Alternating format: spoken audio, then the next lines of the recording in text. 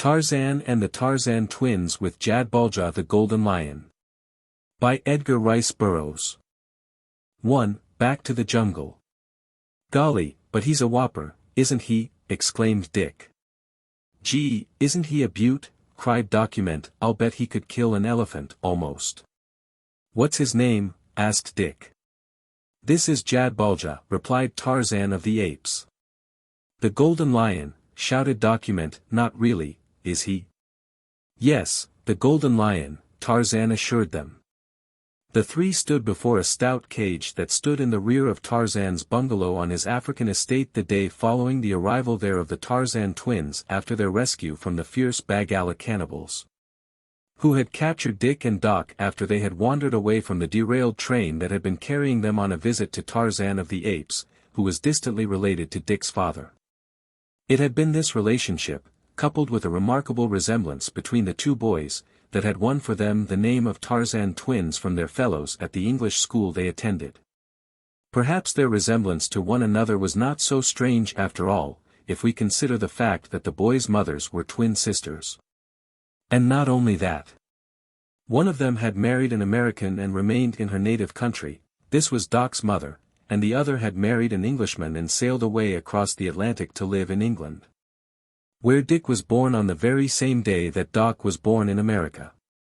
And now, after passing through such adventures as come to very few boys in this world, Dick and Doc were safe under the protection of the famous ape man, and while they were looking forward to many interesting experiences, they were sure that from now on they would be perfectly safe and that never again would they be in such distressing danger as that from which they had just escaped. Nor were they sorry, for while they were normal boys and, like all normal boys, loved adventure, they had discovered that there was a limit beyond which adventure was no longer enjoyable. And that limit lay well upon the safe side of cannibal flesh pots. It was well for Dick and Doc, as it is, perhaps, for all of us, that they could not look into the future. Gee, you're not going to let him out, are you? Demanded Doc, as Tarzan of the Apes slipped the bolt that secured the door of Jad-bal-ja's cage. Why, yes, replied the ape man. He is seldom confined when I am at home, other than at night. It would scarcely be necessary even then were it not for the fact that some of my people, filled with an instinctive fear of lions, would not dare venture from their huts at night were Jad-bal-ja abroad. And then, too, he added, there is something that they will always remember, that I am prone to forget, that, after all, a lion is always a lion. To me Jad-bal-ja is friend and companion, so much so that sometimes I forget that he is not a man, or that I am not a lion. He looks fierce, said Doc. Won't he bite us? Asked Dick. When I am with him he will harm no one unless I tell him to, replied Tarzan, as he swung the cage door wide. Dick and Doc stood as rigid as pewter soldiers as the great, tawny beast stepped majestically from his cage. The round yellow eyes, the terrifying eyes, surveyed them, and Tarzan spoke in a language that the boys did not understand as Jad-bal-ja advanced and sniffed their clothing and their hands. I am telling him that you are my friends, explained Tarzan of the Apes, and that he must never harm you in the least. I hope he understands you, said Doc, and Tarzan smiled. We will take a walk, he said, and presently the lion will become accustomed to you. Pay no attention to him. Do not touch him, unless he comes and rubs his head against you, which he will not. It is his way of showing affection for me and my family, a mark which he has not bestowed upon others. Don't worry, said Dick. I'll not touch him if I can help it. What does Jad-bal-ja mean? Asked Doc, as the four passed through the gate and out onto the rolling veldt that stretched away to the hills on one side and to the forest and the jungle on the other. It is taken from the language of the tailed people of Paludan, explained Tarzan. Jad means the, bal is their word for either gold or golden, and ja is lion. I found him, a tiny cub, beside his dead mother, after I had escaped from Paludan, and was returning home. Even then, he had an unusually golden hue and the language of Paludan, being fresh in my mind, I named him Jad-bal-ja, the Golden Lion. As they walked the boys asked 1,000 questions which Tarzan answered good-naturedly and to the best of his ability, which was excellent, inasmuch as the boys confined their questions rather closely to Tarzan's life in the jungle, which seemed to them quite the most interesting subject in the world. "What do you boys want to do?" asked Tarzan. "We have the whole day before us." "I should like to go into the jungle," said Dick, rather wistfully. "Me too," said Doc. "I should think that you boys had had enough of the jungle for a while," laughed the ape-man. "There is a fascination about it that I cannot explain," replied Dick. "I am afraid of the jungle and yet I want to go back into it." "I sure like to be in it with you," said Doc, looking adoringly at Tarzan. "How long would it take us to walk over there?" "About 2 hours. Could you stand it and the return journey?" "Could we?" "I'll say we could," cried Dick. "How about you, Doc?" demanded Tarzan. "Sure." "All right," said the ape-man, "and if we don't want to come back tonight we don't have to. The jungle gives food and shelter to its people, and freedom. That is why I love it." "Let's go," said the Tarzan twins, speaking together almost in the same breath. Tarzan nodded and led the way. In high spirits they crossed the veldt, the great lion pacing at the side of its savage master, the two lads drinking in every word of jungle lore that fell from the lips of the ape-man. Tarzan and the twins wore loincloths and head bands and carried the simplest and most primitive of weapons. Each had a bow and arrows, a spear and a knife.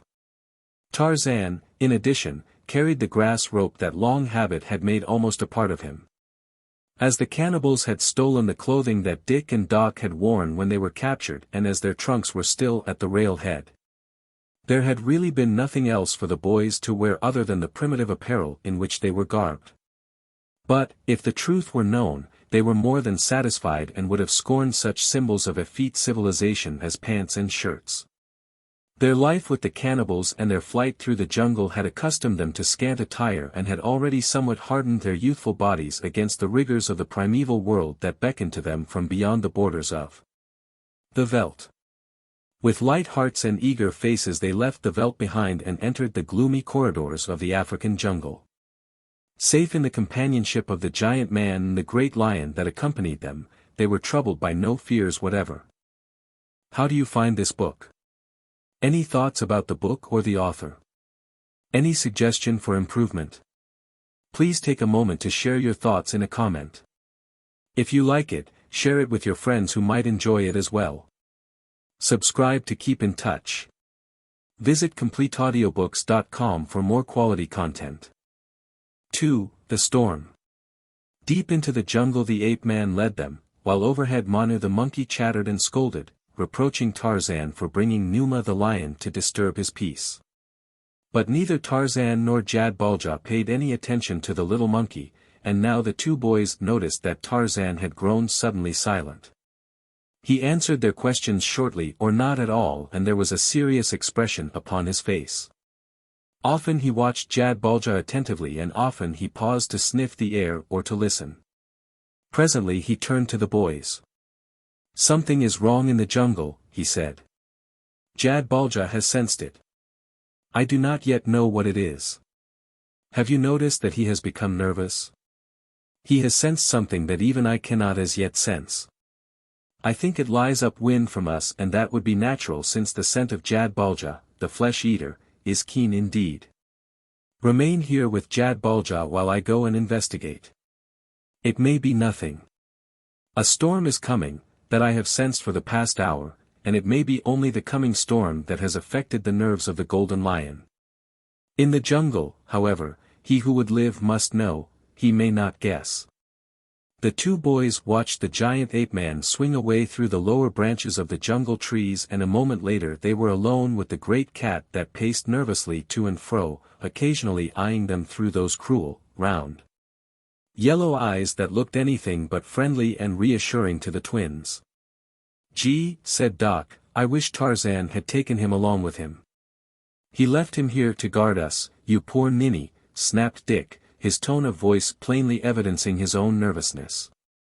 "All right, but I can't help but remember what he said about him." "What did he say about him, except that he wouldn't hurt anyone unless Tarzan told him to?" demanded Dick. Yes, smarty, but he also said, when Tarzan is with him, but that isn't what I remember most, retorted Doc. Well, then, what is it you remember so fine? Tarzan said, after all a lion is always a lion. You would remember something like that, growled Dick. I believe, said Doc, that I'll just climb this tree for the fun of it. Fraidy cat. Fraidy cat nothing. I'm not afraid. I just want to practice climbing. You can't ever tell when it will come in handy, especially in the jungle. Suppose he doesn't want us to climb. Dick nodded in the direction of Jad-bal-ja. Why shouldn't he want us to climb? Demanded Doc. Well, if he's thinking of being a lion, and is hungry, I guess that would be a pretty good reason for him not to want us to climb. Who said I could think of things? I never would have thought of anything like that. It took you to do it. Oh, any time you weren't thinking of the same thing yourself, scoffed Dick. Well, I wasn't thinking it out loud, anyway, retorted Doc. Dick said no more. Jad-bal-ja was moving about restlessly. It was quite obvious that he was nervous. His great head erect, his ears up-pricked, he looked off into the jungle in the direction that Tarzan had gone, then he turned and strode a small circle, whining. Then suddenly the lion's yellow-green eyes fell upon the two boys and he opened his mouth, exposing huge fangs, and voiced a low roar. What do you suppose he did that for? Whispered Doc. Maybe he's just trying to talk to us, suggested Dick. I wish I knew whether it was a threat or a promise, said Doc, beginning to feel more and more uncomfortable and painfully uncertain of the future. Maybe we had better climb the tree after all, whispered Dick. Perhaps we could see Tarzan if we climbed high enough. You go first, said Doc. No, expostulated Dick. You go first, it was your idea. But if he saw me escaping he might go for you, suggested Doc. I'll tell you what we'll do, said Dick. Here are two trees just about the same size. You stroll sort of nonchalant-like over to one of them and I'll say, climb, and then we'll both climb as fast as we can. What do you say, shall we do it? I say hop to it and the sooner the quicker, was Doc's answer. There. He's looking the other way now. Now's the time. The two boys, glancing fearfully over their shoulders, walked slowly toward their respective trees. If they were nervous, who may blame them? A forest lion at large in his grim jungle is a terrifying creature. So terrifying, in fact, that some persons, meeting one in the jungle, have been known to kneel in a paralysis of fear, waiting for the great beast to come and devour them, offering no defense and no resistance. Jad-bal-ja, hearing the boys' footfalls, turned his fierce eyes upon them. Doc gasped. Dick tried to swallow, but failed. His throat was suddenly dry and parched. They were but a few steps from the trees they had selected and they did not stop. Their greatest difficulty was to restrain a desire to run. Jad-bal-ja eyed them questioningly, then he started slowly toward them. Now the boys were at the foot of their respective trees. Climb! Gasped Dick, and in the instant both were scrambling up the boles of the trees as fast as they could go. Jad-bal-ja halted in his tracks and watched them. Upon his wrinkled face was an expression that might have been pained surprise. And when the boys reached the safety of branches that swung high above the ground and looked down they saw the lion squatting upon his haunches staring steadily upward at them. There, cried Dick. I knew he wouldn't hurt us. He never tried to stop us at all. Golly, but you're sure a fraidy cat. I'd hate to have Tarzan come back and find us up here. All right, if you're so brave, go on down. I don't care who finds me here. I'd rather be up here all in one piece than scattered around down there on the ground, was Doc's reply. Ah, shucks, he wouldn't hurt a flea, insisted Dick. Look at him. Maybe he wouldn't, but I am not so unappetizing as a flea. You haven't the nerve of one anyway, Dick scoffed tauntingly. All right, instead of talking so much, why don't you go on down and play with him? I guess I will. Doc laughed raucously. All right, "Watch me," cried Dick, making ostentatious preparations to descend. Doc watched him intently. Dick slid from the branch upon which he had been sitting, grasped the bole of the tree with both arms and prepared to slide down to the ground. "Ah, don't, Dick," cried Document, "please don't. Better not take any chances." "All right," said Dick, "if you don't want me to, I won't," and he climbed back onto his branch again, to perch there safely. "Gee, but it's getting dark," exclaimed Document, "do you suppose it's as late as that? It must be the storm that Tarzan said was coming." "Yes, look up there." Through a break in the dense foliage overhead, black, angry clouds could be seen billowing low above the forest. The gloom of the jungle deepened. The air became very quiet, breathless, as though the heart of nature had momentarily ceased to beat. Presently the tree tops bent as though pressed down by a mighty palm. Then they whipped back. The wind shrieked, the trees waved wildly against the racing clouds, the lightning flashed, jagged, blinding lightning, and then the thunder crashed and roared, and with it came the rain, not in drops, but in great sheets and gusts. Borne on the frothing teeth of the hurricane. The two boys were separated by a distance of scarce 20 feet, yet they could neither see nor hear one another, though each shouted at the top of his lungs in an effort to assure himself that the other was still safe and sound. Branches, torn from great trees, hurtled through the air. Patriarchs of the jungle crashed to the earth, carrying lesser trees with them and adding to the horrid pandemonium that reigned supreme. Dick and Doc clung with difficulty to their perilous perches, each sure that the other was dead and that he would soon join him. It seemed beyond the remotest possibility that any living thing could escape the fury of that titanic Saturnalia. For an hour the storm raged, and then gradually it abated, but the rain still beat down, the wind still whined and moaned through the stricken jungle, and the intense darkness persisted in only a slightly lessened degree.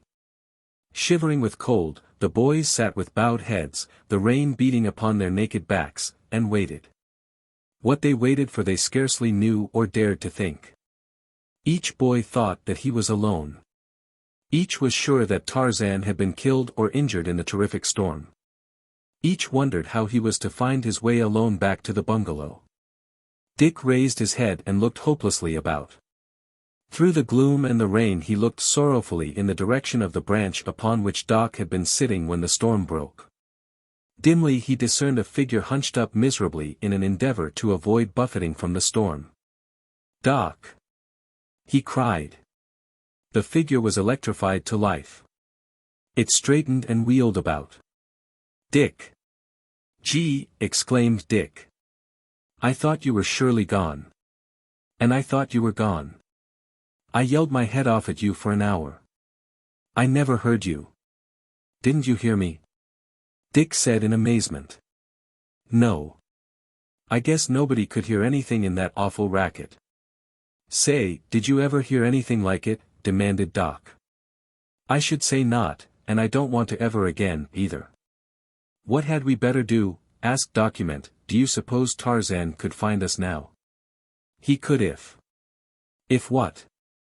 "If he is alive." "Gee, you don't suppose?" Doc hesitated. "I don't see how we ever lived through it," said Dick. "Why, the whole forest was tumbling down all around us." "I'm cold," said Doc. "I'm nearly frozen," said Dick. The two boys shivered, their teeth chattering. "We can't stay here, Dick. We'd die of exposure." "What'll we do?" "We've got to keep moving. We've got to keep our blood circulating." "Do you suppose we could find the way back to the bungalow?" demanded Dick. "I didn't pay much attention to directions when we came in here," admitted Doc. "I just depended on Tarzan, but we've got to do something. We can't sit here until we die of pneumonia. Let's beat it." Simultaneously the two boys looked searchingly at the ground beneath them. Then they looked back questioningly at one another. "Do you see him?" asked Dick. "No," replied Document. "Do you suppose he's gone?" "If not, where is he?"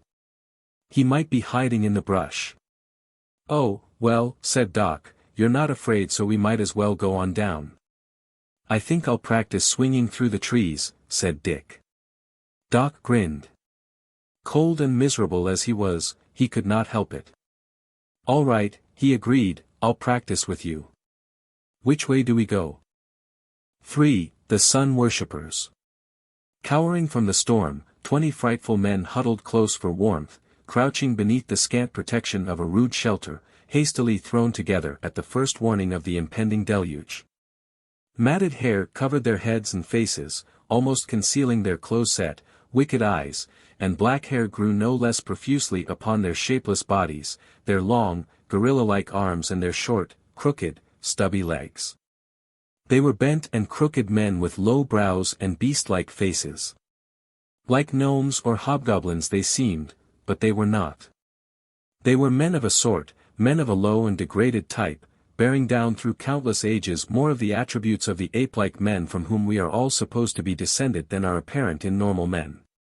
These 20 were outcasts from the golden city of Opar, where La, the high priestess of the flaming god, reigns supreme, since Kaj, the wicked high priest, is dead. They had been the followers of Kaj and traitors all to La, and now, with Kaj dead, they had fled Opar and were wandering the trackless jungle in search of some secluded spot where they might build themselves a new temple. All night they crouched in the cold and wet, but with the first faint gleam of dawn they stirred, one by one, and looked about them. Gulm was the first to rise to his feet. In one hand he carried a knotted cudgel. A leather cord about his thick waist supported a crude knife. From beneath beetling brows he glowered about him through the darkness. He turned his face toward the east. The rain ceased. The sky was cloudless. Gulm kicked those nearest him. "Up," he commanded. "Up and make ready to greet the coming of the flaming god who brings a new day." His fellows stirred. One by one they arose, sluggishly, beast-like. Some of them growled almost like animals. The sky in the east grew rapidly lighter. The equatorial day was rolling out of the black heavens with all its wonted suddenness. It revealed the hideous 20, uncouth, filthy. But what is this? It is no gnarled and awful man that lies huddled in the mud at the center of the fetid pack. Its body and its limbs are symmetrical, its skin is white, even through the mud that is caked upon it. Matted hair covers its shapely head, but it is not coarse, black hair, it is fine and silky and blonde. Prodded by some of the creatures near it, it arose, stiffly, painfully, a girl, a little white girl with golden hair. "Hurry," commanded Gulm. 2 of the frightful men seized the girl and dragged her from the shelter out into the open. Gulm pointed toward the east, and mechanically, dully, the girl faced the rising sun and stood motionless, almost automatically. Behind her the 20 sun worshippers knelt in the mud, facing the east, and Gulm led them in a weird, savage chant as the great, red orb of day rose slowly above the unseen horizon. From the heart of the dense forest they could not actually witness the rising sun, but Gulm timed the matutinal exercise so that it might coincide as closely as possible with the event. The brief ceremony concluded, the men turned their attention to breakfast. Everything was too water-soaked from the recent rain to permit of fire-making, and so from dirty loin-cloths, bits of raw or half-cooked meat were produced, and squatting in the mud, the brutes ate a meager and a cold breakfast. Gulm, swallowing, turned to one of his fellows to speak. "How much further, BLK, he demanded, to the place you found where we may build a new temple to carry on our worship?" "1 march, maybe 2, replied the low-browed BLK indifferently. "It must not be long," said Gulm. "If we do not soon construct a temple to the flaming god and offer him a sacrifice, in his anger he will destroy us all, every one of us." "Have we not found him a new high priestess?" demanded another. "Aye," assented Gulm, "but he must have his sacrifice. The flaming god must eat, and he looks to Gulm, his high priest, to furnish him his food, and Gulm looks to you, the lesser priests of the flaming god, to find and fetch it. With Kaj dead and La turned against the ancient sacrificial customs of the ages, the flaming god has only us to serve him. He is very angry. All the hardships that we have endured since we were driven from Oper were but evidences of his displeasure. The storm of yesterday was, I feared, a sign of the termination of his mercy. Golm believed that we were to be destroyed with all the world. But he has permitted us to live yet a while longer. He has given us another chance. But it was a sign that we must no longer ignore. The flaming god must have a sacrifice. If no other can be found, it must be one of us. His eyes roved savagely about among his fellows, eyes lit with the flaming maniacal fire of religious insanity. Ulp glanced toward the little girl and jerked his head in her direction. Why not she? He demanded, for he knew that, not being overly popular with Golm, he might as readily be chosen by the high priest as another if it became necessary to choose a sacrifice from among their own ranks. No! Screamed Golm, and leaping upon Ulp he struck him down. Who dares think harm to the high priestess of the flaming god should die? Ulp scrambled to his feet and ran quickly out of Golm's reach. I did not think harm, Ulp cried. I but asked a question. Ask no more questions, warned Golm. No more questions at all. No, promised Ulp. I shall see that you do not have the opportunity, Golm assured him, for if we do not soon find a more suitable sacrifice you will be chosen. Golm growled and was silent. Ulp squatted on his heels in the mud and devoured the remainder of his breakfast. So slightly removed from the lower orders was he that the threat of imminent death did not affect his appetite. However, he did not wish to die, and so his cunning, brutal brain was occupied with muddy schemings for diverting Golm's dislike from him to some other unfortunate member of the band. While the brute men ate, so also did the little girl. From a pocket of her torn and disheveled clothing she took a bit of cooked meat that she had saved from the last meal. Ravenous, overpowering hunger had long since broken down the last barrier of fastidiousness, and like any other starving animal she ate to live, little though her palate relished the cold, tough, unseasoned meat that formed the bulk of her diet. Even through the dirt and the evidences of hardship and hunger that were written so plainly upon her face and figure, it was quite apparent that the little golden-haired girl had been very pretty. Indeed, she was still very pretty, but in a wan, thin, hopeless way that yet suggested the rounding contours, the rosy cheeks, the happy, smiling countenance of another day. No one, to look at her, could have thought it possible that she had always lived among these hideous men, or that she was in any slightest way related to them. Nor had she always lived among them, nor was she related to them. For 2 months they had held her in captivity and, according to their standards, they had treated her well. In no way had they harmed her, and they had protected her from the dangers and hardships of the jungle to the best of their abilities and to the extent of their limited knowledge.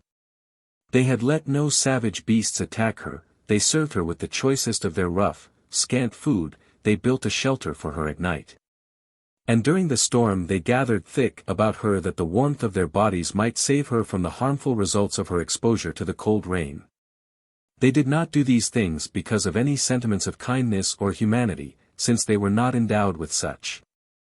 But selfishly for the furtherance of their own ends, because they believed that it pleased the flaming god to be represented on earth by a high priestess, and because they had been taught that this cruel god of theirs would accept no sacrifice except at the hands of a woman. Or rather that he preferred to be thus served by a priestess rather than by a priest. Why, they did not know. During the 2 months of her captivity they had taught the girl their crude and simple language, which is also the language of the great apes. Though the vocabulary of the sun worshippers contains many words that are not in the vocabulary of the great apes. They had taught her many of the simple duties of her office, leaving the more elaborate temple rites to the time that they should have located a new temple site and built their first altar. They called her Kla, which is a contraction of the 2 words meaning new law, and already they worshipped her quite as fanatically as they had worshipped La herself. The child, for Kla was only that, was no longer actually afraid of these terrible men, for she had learned that they would not harm her, but none the less was she unhappy and miserable among them, pining for her own home and her parents. Longing for clean clothing, for the luxury of a bath, for good food and a warm bed. But most of all for the love and companionship and understanding of a people of her own kind, whom she was afraid she would never see again. She did not hate Gulm or the others, for there had never been any hate in the heart of this little 12-year-old girl, who was all sweetness and beauty in purity. If they had searched the world over, Gulm and his fellows could scarce have discovered another more fit to be a high priestess than was little Kla, had they been looking for a high priestess of love and charity and humanity. But the devotees of the flaming god cared nothing for these attributes in their high priestess, and so after all Kla was not at all suited to their purpose. As they must surely discover when the time came that she must take part in some of the more terrible of their religious rites, and it was well for the little girl that she could not foresee all that was to be demanded of her in the days to come. Breakfast concluded, the party set forth once more in the direction of the new temple site that Blk had discovered and toward which he had been guiding them for several days. They had proceeded for perhaps an hour or possibly two when Blk, who was in the lead, suddenly halted, giving a signal that sent the entire 20 silently out of sight into the concealing verdure of the surrounding jungle. Silence reigned.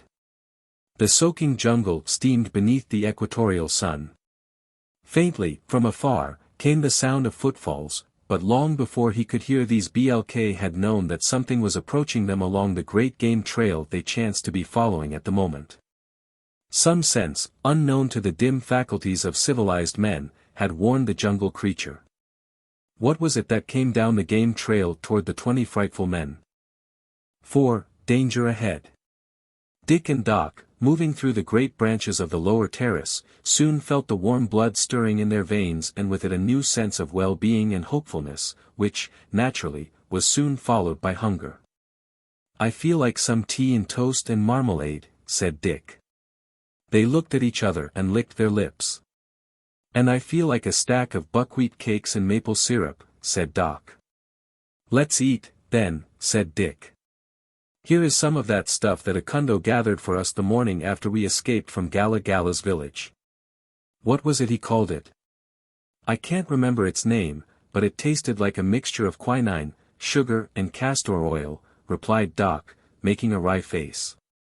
"Who cares what it tastes like as long as it's food?" demanded Dick. "We got to eat and that's all there is to it." "I suppose we have, but, gee, I hate that stuff."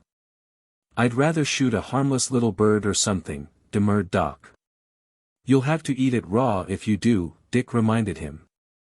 "We could never make a fire in this soggy old jungle."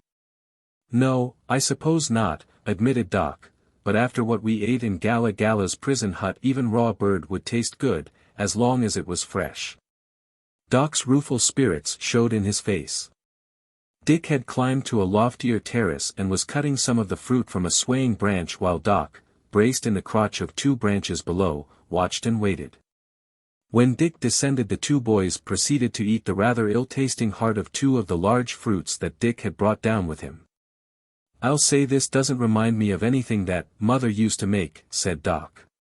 "It smells like a linseed poultice," laughed Dick. "Or worse."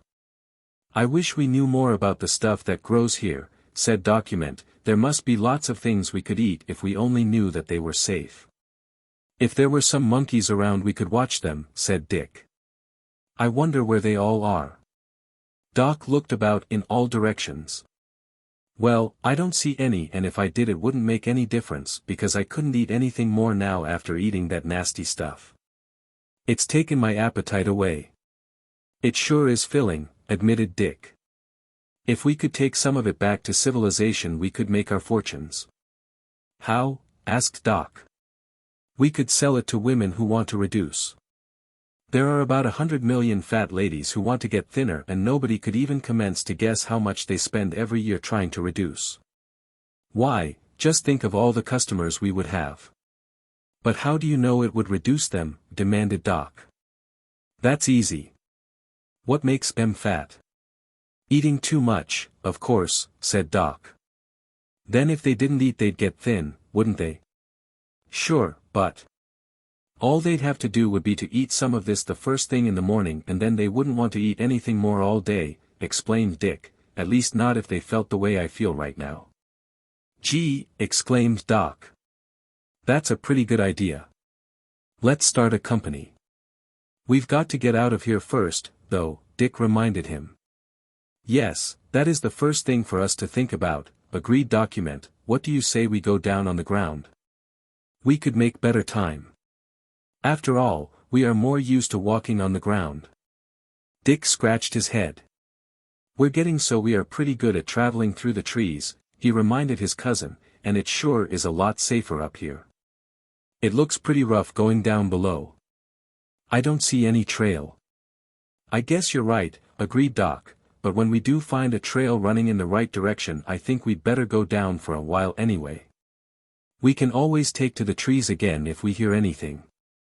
The trouble is it might be too late, especially if the thing we heard was a lion springing out of the underbrush onto us. Well, let's stick to the trees for a while, then, said Doc, but it sure makes a fellow tired. The two boys continued on through the lower terraces of the forest in the direction in which they believed lay the open veldt that stretched away to Tarzan's bungalow.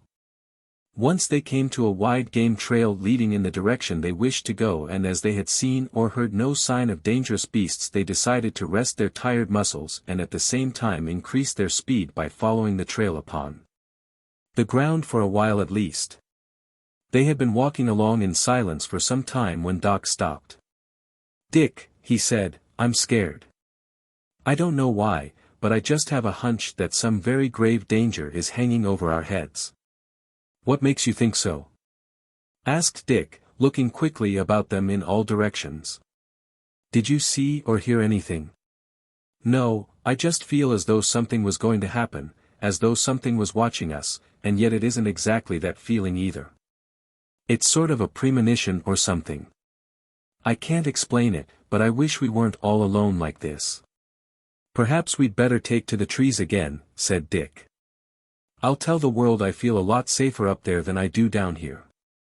All right, assented Doc, I'm willing, and say, let's see how quietly we can go. Maybe we've been making too much noise. Have you ever noticed how silently Tarzan of the Apes moves through the jungle either on the ground or in the trees? Have I? Say he doesn't make any more noise than a butterfly's shadow, said Dick. Come on. With far greater caution now the boys swung to the lower branches and continued their journey. Their eyes and ears were ever alert and they sniffed the air, too, as they had seen Tarzan do, but they were rewarded with no other odors than those of the steaming jungle that had filled their nostrils ever since the rain. Intermittently they would pause and listen, and satisfied that nothing was amiss, they moved forward. The leafy foliage beneath them often hid the trail from their eyes and as often hid them from the sight of any animal that might have been on the trail. A wind, stirring among the trees, helped to conceal them, since it gave motion to the foliage and the branches, hiding the motion that the boys imparted as they moved cautiously and silently through the verdure. Dick, who was in the lead, suddenly halted, raising his finger in a cautionary gesture and laying it upon his lips to enjoin silence. Doc saw him crouch back behind the bole of the great tree through which they had chanced to be passing. He saw the gaze of his cousin directed downward toward the ground. Doc froze to immobility immediately that he received Dick's warning. He peered downward, but he could see nothing. What could it be that had quickly aroused Dick's fearful attention? He watched his cousin intently and presently the latter beckoned him to his side, cautioning him to silence with a warning forefinger placed against his lips. Doc crept forward. Not even Tarzan himself could have moved through the foliage more quietly and skillfully. Presently Doc was crouching just behind Dick's shoulder. Without a word Dick pointed downward through the leafy branches. At first Doc saw nothing to arouse excitement, just a tangled mass of undergrowth bordering a wide game trail. Then something moved, ever so slightly, and Doc's attention was riveted upon the thing that had moved. At first it was only something black amidst the greens and browns and yellows of the brush, but presently it resolved itself into a head of hair, tangled, unkempt. Then Doc saw another and another and another as his eyes accustomed to tracing their now familiar lines. They were human heads and beneath the edges of the tangled hair Doc saw an occasional ear, or the tip of a nose. Once Doc saw a hand that firmly grasped a sturdy cudgel. He saw them now upon both sides of the trail and saw that all the heads were turned in the same direction, the direction from which the boys had been coming. There was but one deduction that could be drawn: these creatures, whoever they were, had either heard or seen the boys and were lying in ambush, waiting for them. Dick and Doc made no sound. They did not even whisper their thoughts or fears to one another. As though by common agreement they remained crouching there in silence, waiting to see what those mysterious watchers would do next. Each realized that they had been fortunate in not having attracted the attention of a single member of that sinister party to themselves, and they were wise enough to know that they might not be so fortunate were they to try to escape from their present position undetected, and so they remained quietly where they were. Not once did a single member of the band beneath them cast a glance upward. Whatever they awaited they expected along the game trail, and with the patience of beasts of prey they remained in silent ambush, in no hurry to act. Doc, always talkative, had never in his life been so anxious to talk. There were 1,000 questions and surmises racing through his brain that he wanted to impart to Dick. He wanted so badly to talk, that, as he said afterward, it hurt. But he controlled himself. Perhaps their enforced silence would have been less difficult to bear had they been able to obtain a better view of some of those 20 frightful men, for had they would certainly have shrunk from calling attention to their presence. It seemed a very long time that they waited there, watching the silent men beneath them, but at last there was a change. A slight rustling of the foliage was apparent, and their ears caught hoarse whisperings, though they could distinguish no words. Then there crawled out into the trail a knotted, crooked man. The mere sight of him almost caused the boys to gasp. It was Blk. Gulm had sent him off to reconnoiter. Cautiously, slowly, stopping often to listen and sniff the air, Blk moved down the trail until presently he disappeared beyond a turn. The minutes passed by slowly. The boys waited. Below them the priests of the flaming god waited. After what seemed a very long time Blk reappeared.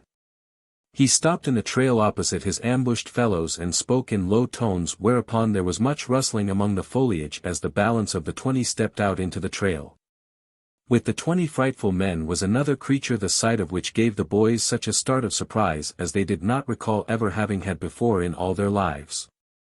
The 20 hideous men were surprising enough in themselves, but the figure of a slender, golden-haired girl among these awesome, brute-like creatures took away the boys' breath and left them stunned. Who could she be? 5. To the rescue. Preceded by Blk, the company of sun worshippers moved off cautiously down the trail, and with them went the golden-haired girl, walking between two grotesque, low-browed beasts. And a moment later disappeared from the sight of Dick and Doc beyond the same turn in the trail that had first hidden the reconnoitering Blk from their view. Doc and Dick stood like two statues. For several minutes neither of the boys spoke.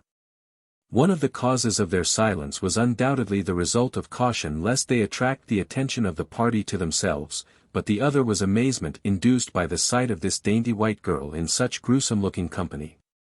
Dick was the first to break the silence after it seemed quite safe to assume that the men were out of hearing. "What do you suppose that pretty girl is doing with those awful men?" he whispered. "She can't possibly be the daughter of one of them," said Doc. "Why, they scarcely look like human beings. Did you ever see such terrible-looking creatures? They look more like gorillas than they do like anything human." "They were not gorillas, though," said Dick. "They are men all right, but such men. Golly, I'm glad they didn't catch us." "But they caught her," said Doc. "Do you suppose she is a prisoner?" asked Dick in alarm. "She must be. Did you see how one of them walked on either side of her, as though they were afraid she might try to escape? What do you suppose they are going to do to her? Maybe they're cannibals. They look uglier than Gala-Gala's tribe." "They might be anything," said Dick with a shudder. For a few moments the boys were silent, each absorbed in his own thoughts. An entirely new and, to them, unheard-of problem confronted them, and each was wrestling with it in his own way. What were they to do? That question kept revolving in the mind of each. "Listen," said Dick finally, "that girl doesn't belong with such a gang of half-brutes as those fellows are. Maybe they're going to kill her." They certainly aren't taking her along with them for any good.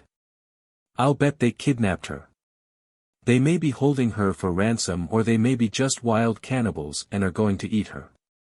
We've got to do something." "That is just what I've been thinking," said Doc, "but what can we do?" "I don't know, but we've got to do something," said Dick, scratching his head in perplexity. "We might follow them," suggested Doc. "Perhaps we could find a chance to rescue her."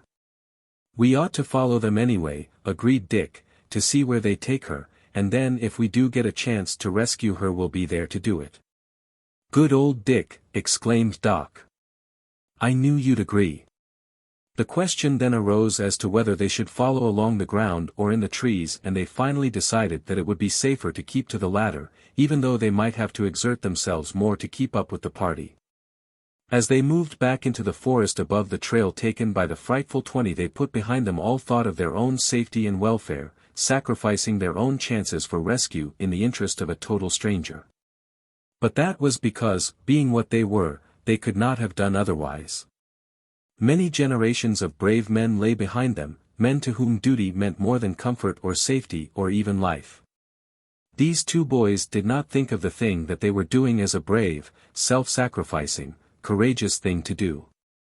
They only thought of it as something that they must do, as each had been reared among people in whom it is almost a hereditary conviction that a man is the natural protector of women and the weak.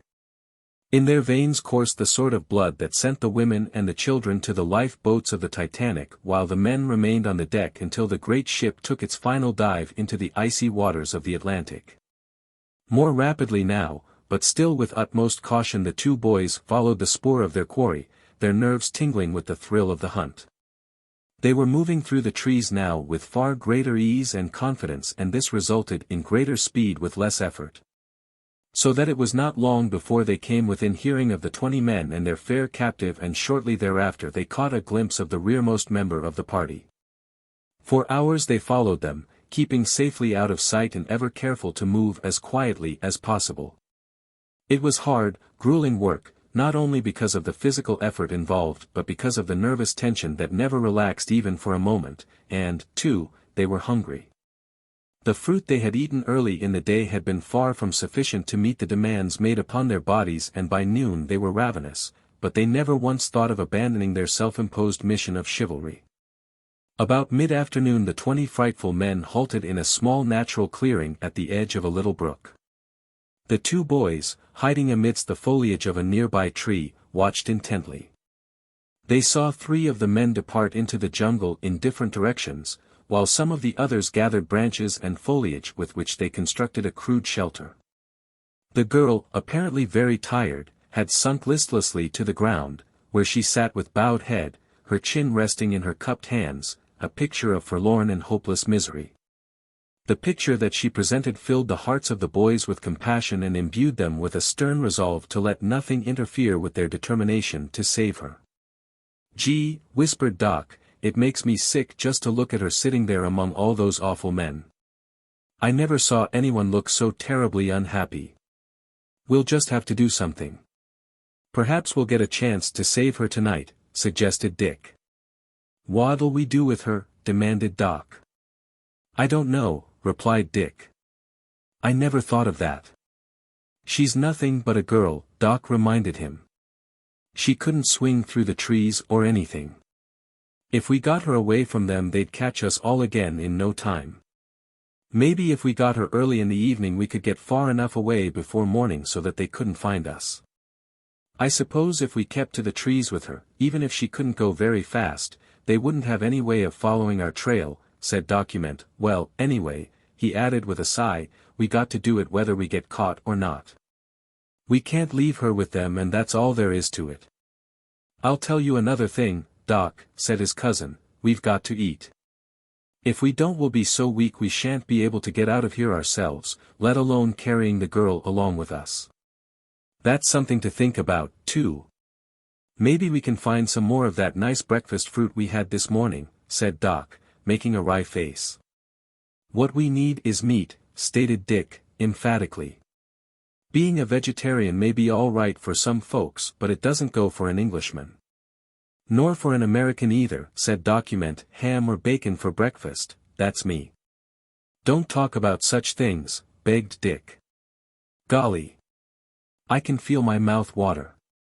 We had a nurse once that wanted us to live on raw carrots and turnips, said Doc, but Dad said it would be cheaper to order a bale of alfalfa and put mangers in the dining room. She got sore, then, and quit. But I agreed with Dad. Say, exclaimed Dick, I've got an idea. They are evidently going to camp here until morning. What do you say we go and hunt for food and then come back? It doesn't look as though they were going to kill her right away, because if they were they wouldn't be building that shelter for her. How do you know it's for her? Asked Doc doubtfully. It must be. It's only large enough for one, was Dick's logical explanation. That's right, admitted Document, let's start. It may not be so easy to find the sort of food we want. And it may not be so easy to kill it after we do find it. I can do better with my bow and arrows than I could a few days ago, Doc reminded him, and you are pretty keen with your spear. All right, come on. The boys started off at right angles to the trail directly into the forest. Doc drew his hunting knife and cut pieces of bark from the trees through which they passed. He did it as silently as he could. What are you doing? Demanded Dick, who was in the lead and had chanced to turn to see what was delaying his cousin. I'm blazing our trail so that we can find our way back again, explained Doc. Good old Doc, exclaimed Dick. I'll say you use your old bean for something besides a hare farm, and how? They had proceeded for about half an hour without discovering the slightest sign of game when Dick came to a sudden halt and simultaneously gestured warningly to Doc. When Dick then pointed ahead, Doc crept cautiously forward and peered across Dick's shoulder. Just ahead of them they saw the small brook upon which the 20 had made their camp. Further down its course and in a little opening upon the bank stood a small antelope, drinking. It's too far for my spear, whispered Dick, and anyway there is too much foliage around me. I could not get room for a good throw. You'd better try to get it with your bow and arrow. It's an awful long shot, said Doc, dubiously, and, gee, how I should hate to miss. Do you suppose we can get any closer? Doc thought a moment. Let's try. You go ahead then, said Dick. I'll wait here. 2 of us will make more noise than one. Pray for me, whispered Doc, as he started carefully forward. Leaving his spear behind with Dick, Doc moved cautiously toward the antelope, his bow and an arrow ready for instant use. A gentle breeze that stirred the foliage of the forest blew toward him from the direction of the quarry, carrying his scent spoor away from the sensitive nostrils of the nervous, timid animal. Closer and closer he crept, a moment more and he would be within easy range. He strove to keep his nerves under control, so much depended upon the accuracy of his aim, upon his stealth, upon his cunning. He knew now how primitive man must have felt as he stalked his food through the primeval forests of a young world while hunger gnawed at his vitals, for Doc stood face to face with one of nature's first laws, self-preservation. Now he was ready. He braced himself against the bole of a great tree, his feet firmly planted upon 2 adjacent branches. Through an opening in the foliage he could see the antelope below him, only a few yards away. He fitted the arrow and at the same instant the antelope leaped into the air in a sudden, swift bound of fright. Simultaneously the cause of terror burst from a clump of nearby bushes, a frightful, gnarled man swinging a great cudgel about his head. And in the instant that he appeared, in the same instant that the antelope took its first leap for safety, the man-thing hurled the cudgel. Straight to its mark flew the heavy missile, striking the fleeing animal a terrific blow that felled it, half stunned. Before it could regain its feet the hunter was upon it, his crude knife finishing the work the cudgel had commenced. At first Doc and Dick were too surprised to do more than stand and stare at the creature who had robbed them of their meat, but presently anger and resentment made themselves apparent. Just as the primitive hunter would have felt under like circumstance, so these 2 boys felt, that they had been robbed of what rightfully belonged to them. Perhaps under different conditions they would have realized that the antelope was as much the property of the beast man as it was their property, even more so since he had slain it, but as it was they reasoned as the primitive man might have reasoned. And they reacted quite in the same way that he might have reacted. That is that they wanted to take the kill away from the killer, nor were they deterred by any fine ethical considerations from doing so by any means that lay in their power. The thing that deterred them was fear that the beast-man would kill them in defense of his meat. Thus easily did the veneer of civilization fall away from these two boys the moment they were faced by the necessity of sustaining life in competition with the savage creatures of primitive nature. Doc, standing there with his arrow trained upon the priest of the flaming god, his heart filled with rage and disappointment and hate, had suddenly reverted 100,000 years and lived again an instant in the life of some long-dead primordial ancestor. Aiming at the man's back, just below his left shoulder, Doc bent his bow, and at the same instant Dick, who had followed him, laid a hand upon his shoulder. "Don't," whispered Dick. "I know how you feel, but we mustn't do that. Not until we are forced to it." Doc lowered the point of his arrow, standing silent for a moment. "I suppose you are right," he said, "but, gee. You don't know how mad that made me, just as I was going to shoot, too." "Listen," whispered Dick, "I've got a scheme." 6. The Twins' Plan. Bending closer to Doc's ear, Dick whispered his plan, and as Doc listened his face brightened, his lips stretching into a broad grin. "Gee," he said. "That's a great idea, but, do you suppose it will work?" "Sure it will," Dick assured him, "but we got to hurry. 3 of them went out to hunt for food, that's plain enough now, and we don't want one of the others to happen along before we get through. You sneak around into that big tree over there and I'll take the one just beyond. We've got to be on the other side of him so that he'll beat it toward his camp." "If he doesn't beat it toward us," added Doc. "He won't, you watch. Come on now, get busy," and as he spoke Dick turned and made his way quietly through the trees, skirting the clearing and keeping well out of sight of the enemy, as they now thought of the crooked man. Until he had come to the tree he had selected for himself, while Doc took a position in another tree, both of which were on the far side of the sun worshipper in relation to the camp for which he was headed. Immediately both were in position they fitted arrows to their bows and taking careful aim let the missiles fly. The astonished Oparian, who was about to lift the small antelope to his shoulders, saw an arrow suddenly bury itself in the carcass of his kill, while another passed near him and struck the ground a few feet beyond, quivering erect in the earth. With a sudden snarl he turned quickly, his eyes searching in the direction from which the shafts had come. Another arrow passed close to his side, making him move uneasily, and when he turned his eyes in the direction from which he thought it had come, from another direction came another arrow. He saw no enemies, he heard none, only the arrows, and then he did what Dick had been quite certain that he would do. He ran toward his camp, leaving the antelope where it had fallen.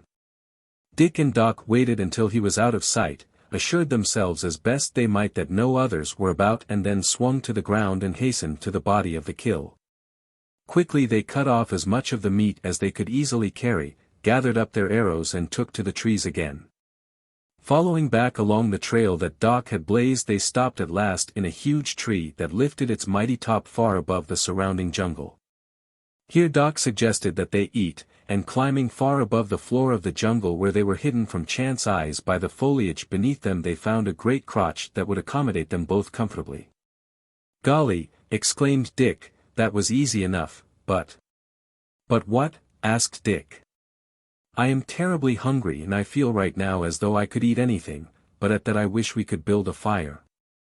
Dick laughed. "I thought you were the fellow who had wanted to tear the meat from his kill with his strong, white teeth," he reminded Doc. "That reads all right in a book," said Doc with a sickly grin, "but somehow it is different now." "Well," said Dick with a sigh, "if we want to live we must eat, and we learn from Mukunda and Bulala that it does not pay to be too finicky, so here goes. Better follow my example." For a while the boys occupied themselves in silence, satisfying the cravings of ravenous hunger.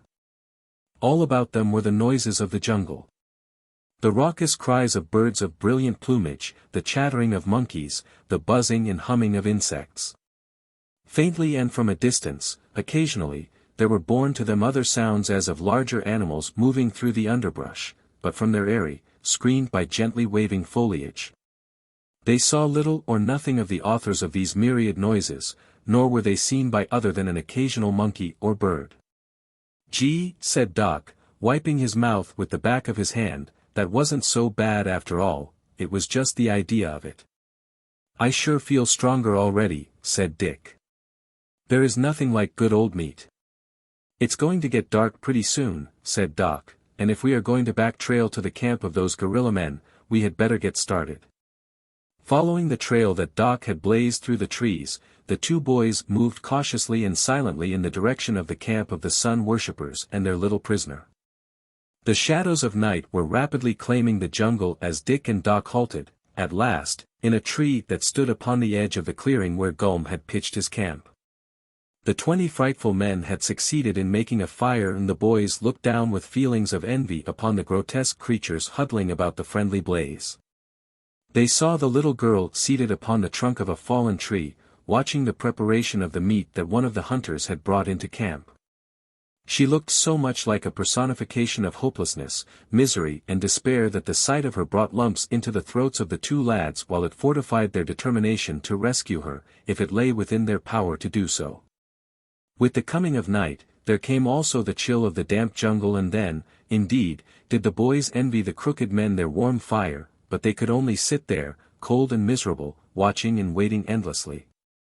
A meal of the sun worshippers was in no sense a ceremonious function, and for that the boys were grateful, since it was not lengthened unnecessarily by any formalities.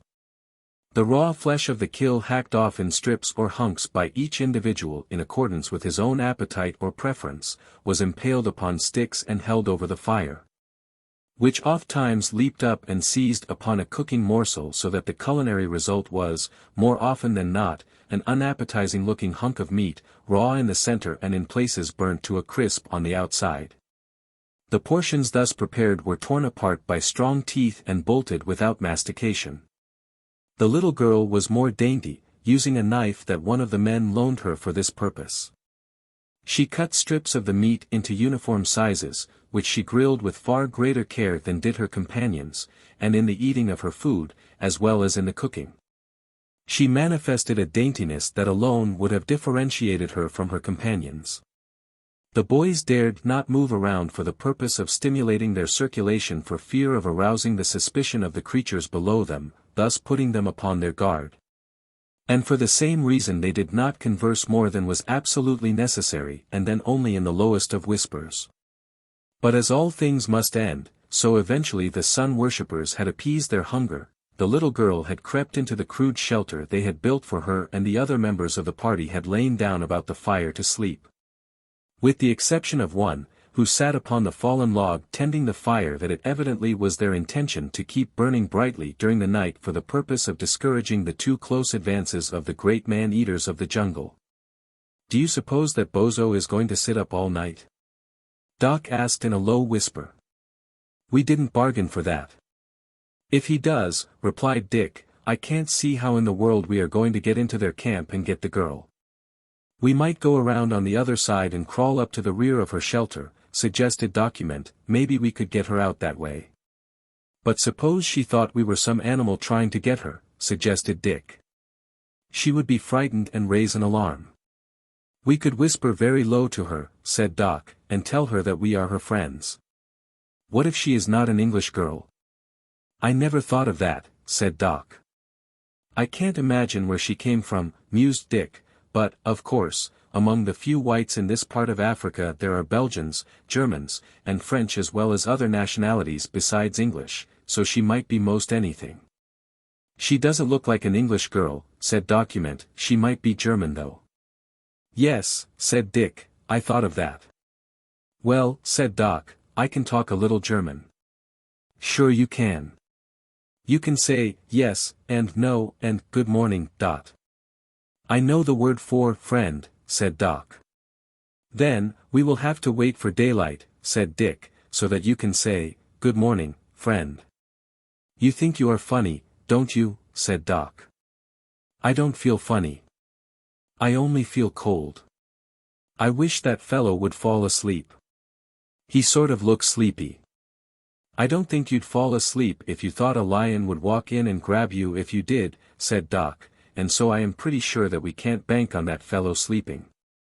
Whatever we do has got to be done right under his nose while he is awake, and if we cannot make the girl understand us in time to head her off from screaming for help, I don't see how we are going to accomplish much. The best chance we have, said Dick, after a moment of thoughtful silence, is to speak to her in French. We each know enough French to get by fairly well, and nearly all Europeans, who have had any education at all, have at least a smattering of French. I guess you are right at that, agreed Doc, and now that we have settled that matter, why not get busy? It will not be any easier an hour from now, or 2 hours from now, or any other time than it is right this minute. That suits me, said Dick, but let's plan the thing out carefully before we start, and for a few minutes the boys crouched in earnest, whispered conversation. 7. In the nick of time. ULP sat upon the fallen tree gazing into the fire which had lighted the surrounding jungle with its leaping, fitful flames. His black shadow, huge and grotesque, danced weirdly against the shelter in which Kla, the little unwilling high priestess of the sun worshippers, lay wide-eyed and miserable. She could not accustom herself to the terrors of the jungle nights. She knew that great hunting beasts prowled through the black shadows. The spine-chilling scream of the leopard and the roar of the lion were as terrifying tonight as they had been the first night that she had heard them. Nor could she ever entirely allay her fear of the frightful men into whose clutches she had fallen.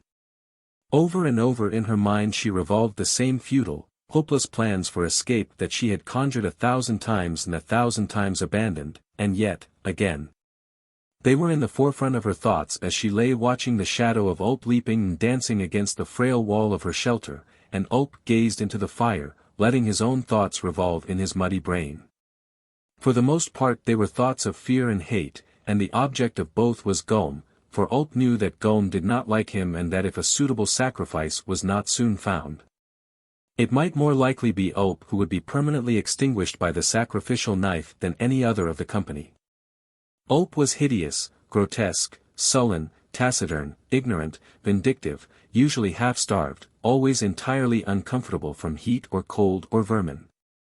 Life did not seem to offer much to Ulp, and yet he clung as tenaciously to it and loved it and nursed it with a fervor quite equal to that of humanity's most favored creature. In other words, Ulp did not wish to die, and as he sat there upon the log with the firelight playing upon his crooked, hairy body in his ugly, hairy face, he was groping through his turbid brain for some plan to thwart Gome's bloody intentions toward him. If he could only find some other sacrifice that would be acceptable to the flaming god, he knew that Gome would be satisfied. Since naturally the high priest did not wish to weaken the numerical strength of his party by offering its members to the flaming god unless there was no alternative, but it seemed to Ulp not even remotely possible that he might discover a substitute, since Gome avoided the haunts of the natives, knowing full well that his small party of 20, illy armed as they were, would stand no chance against the black warriors of the interior. But there was another possibility that loomed large in Ulp's mind, and this was based upon his belief that the flaming god found no sacrifice acceptable unless it was offered to him through the medium of a sacrificial knife, wielded by the high priestess.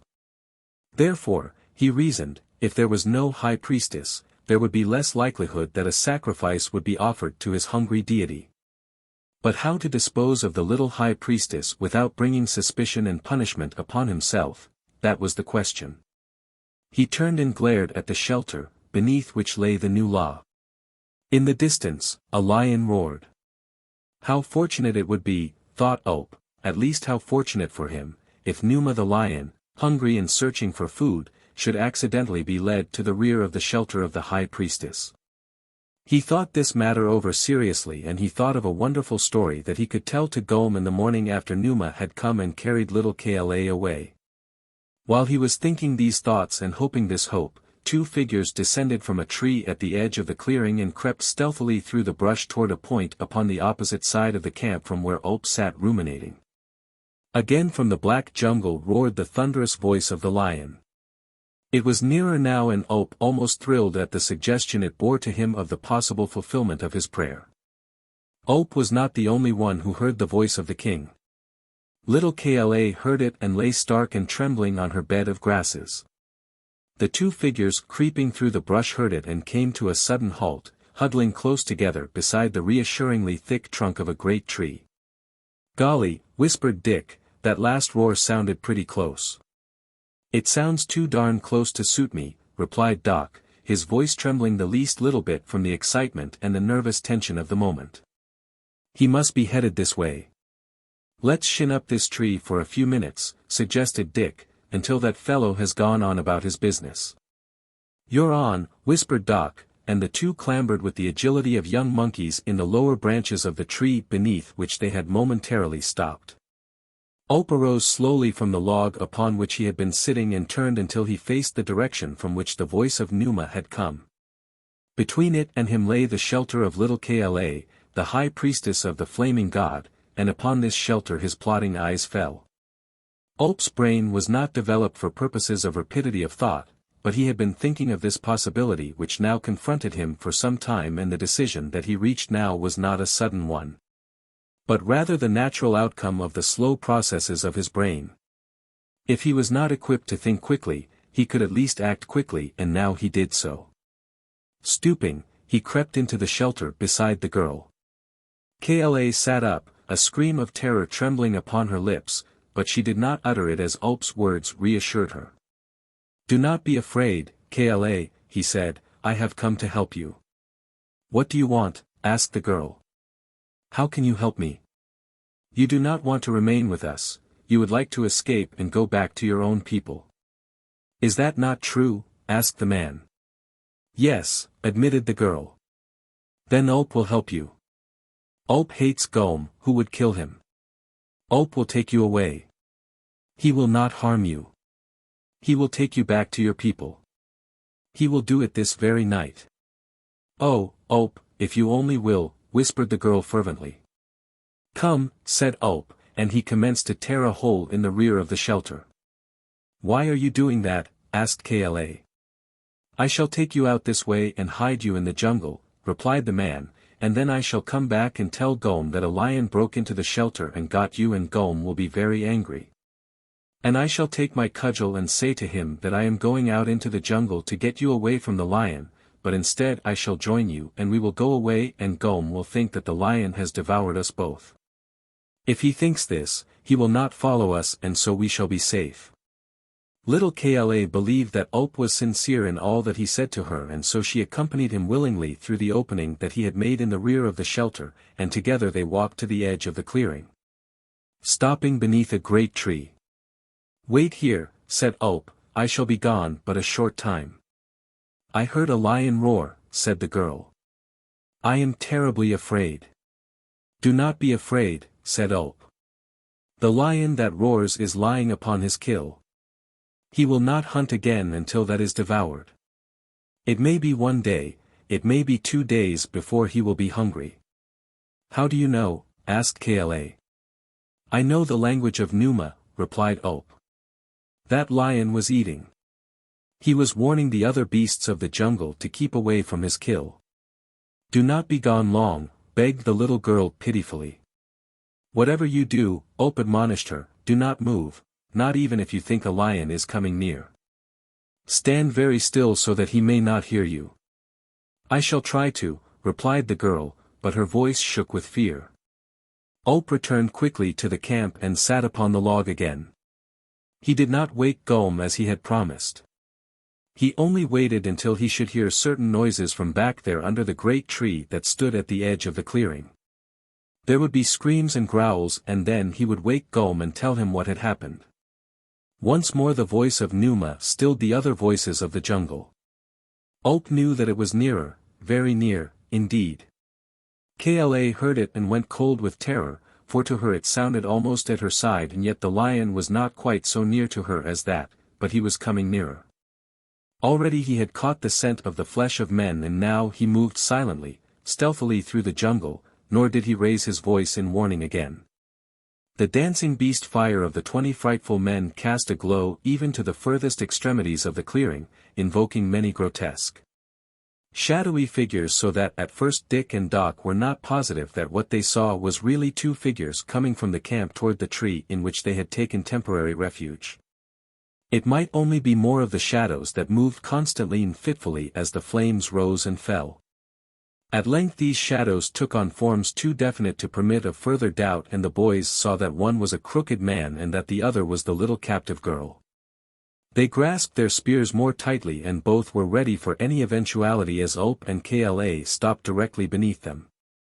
Ulp was very near death that moment, for two spears were poised above him, and had he offered any harm to little Kla, both would have been buried deep in his hairy body. The boys heard the conversation that passed between Ulp and Kla, but could understand no word of it, and they were mystified when they saw the man return to camp, leaving the girl standing beneath the tree. A moment later the lion roared, and it seemed to both boys that he must be very close to them and to the unprotected girl standing in a huddle on the ground beneath them. "Gee," whispered Doc, "we have got to get her or that lion will." Kla heard a movement in the tree above her. What could it be? She knew that leopards often sprang upon their prey from the lower branches of the trees, and her little heart stood still. There was a rustling and a scraping, and two bodies alighted upon the ground beside her. The girl shrieked as they seized her. "We are friends," whispered Dick in French, and then, to document, "Quick, get her up. I believe the lion is coming." Doc sprang back into the tree, clinging to a lower limb, and as Dick handed the girl up toward him, he seized her by the arm and dragged her upward. Then Dick clambered to his side and helped him, but it seemed to the two boys that they would never get the frightened, screaming girl pulled high enough from the ground to be safe. They heard a sudden crashing in the underbrush close by, and an instant later a great lion leaped into the clearing beneath them. He looked upward, and then he sprang, his mighty talons seeking to seize one of them and drag him down, but by this time the boys had succeeded in dragging the little girl out of reach, and Numa fell back baffled and angry. Once again his thunderous roars shattered the silence of the jungle, and this time it was a roar of baffled rage. Ulp, seated upon his log, hearing the girl scream and the angry roaring of the lion, smiled to himself. Then he rose and ran hurriedly to Gom, shaking the high priest by the shoulder. "Awaken, Gom," he cried. Gom sat up, startled. "What is happening, Ulp?" he growled. "The flaming god came to the camp of Gom and took Kla away with him," cried Ulp excitedly. "What words are these?" demanded Gom, leaping to his feet and running with frantic speed toward the shelter. "They are true words," insisted Ulp.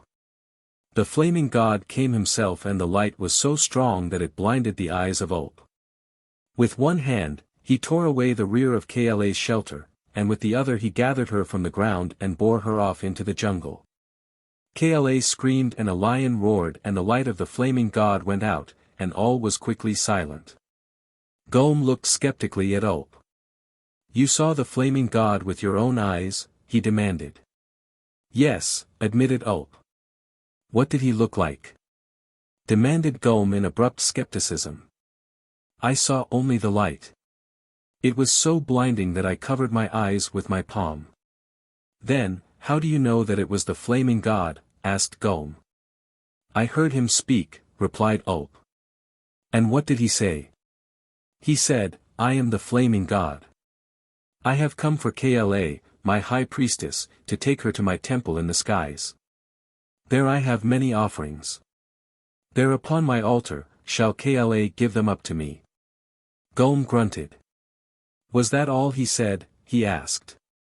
Ulp had never before enjoyed the thrill of unleashed imagination. He was thoroughly enjoying his interview with God, and he felt, as doubtless have many prophets, that revelations might just as well suit one's personal needs as the contrary. "Oh, yes," he said, "the flaming god spoke directly to Ulp. He gave him a message for Gom." "And what was that message?" "He said that Gom was to build a new temple, but that he was to offer no sacrifices until the flaming god should come in person and demand them." During this conversation Gom had crawled into the shelter that had been erected for Kla and found that she was gone, and that there was, indeed, a large hole in the rear wall. When he came out, he stood erect and scratched his head. "I thought, Oh, that you had lied to me, but I see now that you have told me the truth for, indeed, there is the hole that the flaming god made when he stole the high priestess. 8. The Tarzan Trio. Crouching in the tree above the angry lion, the boys sought to allay the fears of the terrified girl, who was now sobbing hysterically. "Do not be afraid," said Doc, soothingly. "We do not intend to harm you." He had forgotten about his intention to speak to her in French, but Dick had not, and he repeated Doc's assurances in that language. The girl appeared to be attempting to stifle her sobs that she might speak to them. Her lips formed inarticulate words, but her gasping sobs cut short what she was about to say. Now, said Dick, patting her shoulder, "try to stop crying. You are safe with us." He spoke very slowly and deliberately, searching for the right words and phrases in French. "I guess," said Doc, "that even if she is French, she might not be able to understand that you are trying to speak her language." "Well, suppose you try it then, smarty," snapped Dick, "although I never saw you carrying away any medals for French at school." "I couldn't do any worse than you have," said Doc. "If we hadn't agreed to talk French to her, I might have thought you were speaking Chinese." "That is because you do not know good French when you hear it," replied Dick. The girl was slowly mastering her emotions, her sobs were becoming less frequent and presently she was able to speak. "Who are you?" she asked in English. The boys were dumbfounded. "Do you speak English?" asked Dick. "Yes," replied the girl, "but who are you and what are you going to do with me?" She spoke in the precise English that educated foreigners use. "I am glad you are English," said Dick. "I was afraid you could not understand us." "I am not English," said the girl, "but I speak English." "Who are you?" "I am an English boy," said Dick, "and my cousin is an American. You need not be afraid of us. We saw you with those men this morning and we were sure that they had kidnapped you." "Yes," said Doc, "and we have been following all day hoping to get a chance to be of some assistance to you, and save you if possible." The girl commenced to cry again, softly now, for her hysteria had passed. "Please don't cry," said Dick. "I tell you that we will not hurt you." "I am crying because I am happy," said the girl. "I thought that there was no hope for me and now you have come, how can I ever thank you?" "You do not have to thank us," Doc assured her, "and anyway you may be as badly off with us as you were with those men, for we have not been in the jungle very long." "What do you mean?" she asked. "Doc means, I guess," said Dick, "that sometimes we have trouble getting food, as we are not exactly sure what is safe to eat and we have not lived this kind of a life long enough to be very good at hunting. But we will do our best to feed you and protect you while we are finding our way home." "Where is your home?" she asked. "We are visiting Tarzan of the Apes," replied Dick with a touch of pride in his voice. "Oh," exclaimed the girl, "everyone knows about Tarzan of the Apes. I never have seen him, but my father has told me that he is a good man." "What is your name?" asked Doc. "Gretchen," replied the girl. "How did those fellows get hold of you, Gretchen?" asked Doc. "I went out for a walk in the forest one day," she replied, "and I must have gone too far from the mission for when I tried to find my way back, I became confused and, I suppose, I wandered in the wrong direction. I was out all night alone and I was terribly frightened, and the next day these men found me and took me with them. No one can ever know how terribly afraid I was, but they did not harm me, and after a while I became a little bit used to them so that I did not mind them so much, but still I think I should always have been afraid of them. They are such frightful men." "What were they going to do with you?" asked Dick. "Were they holding you for ransom?" "They look like kidnappers, or something low like that." "No, they are sun worshippers and they made me their high priestess. They told me that their own high priestess, who is a white girl, had turned against their religion and driven them from the temple. They were searching for a place to build a new temple when they found me and they thought that the flaming god had sent me to them." "Golly," said Dick, "won't they be sore when they find you are gone and learn that we have stolen you away from them?" "I guess they wouldn't do much to us if they caught us," said Doc. "You must be sure that they never catch you," said the girl. They make human sacrifices to their god, and for a long time they have been hoping to find someone to sacrifice. Gee, said Doc, I guess we had better get out of here.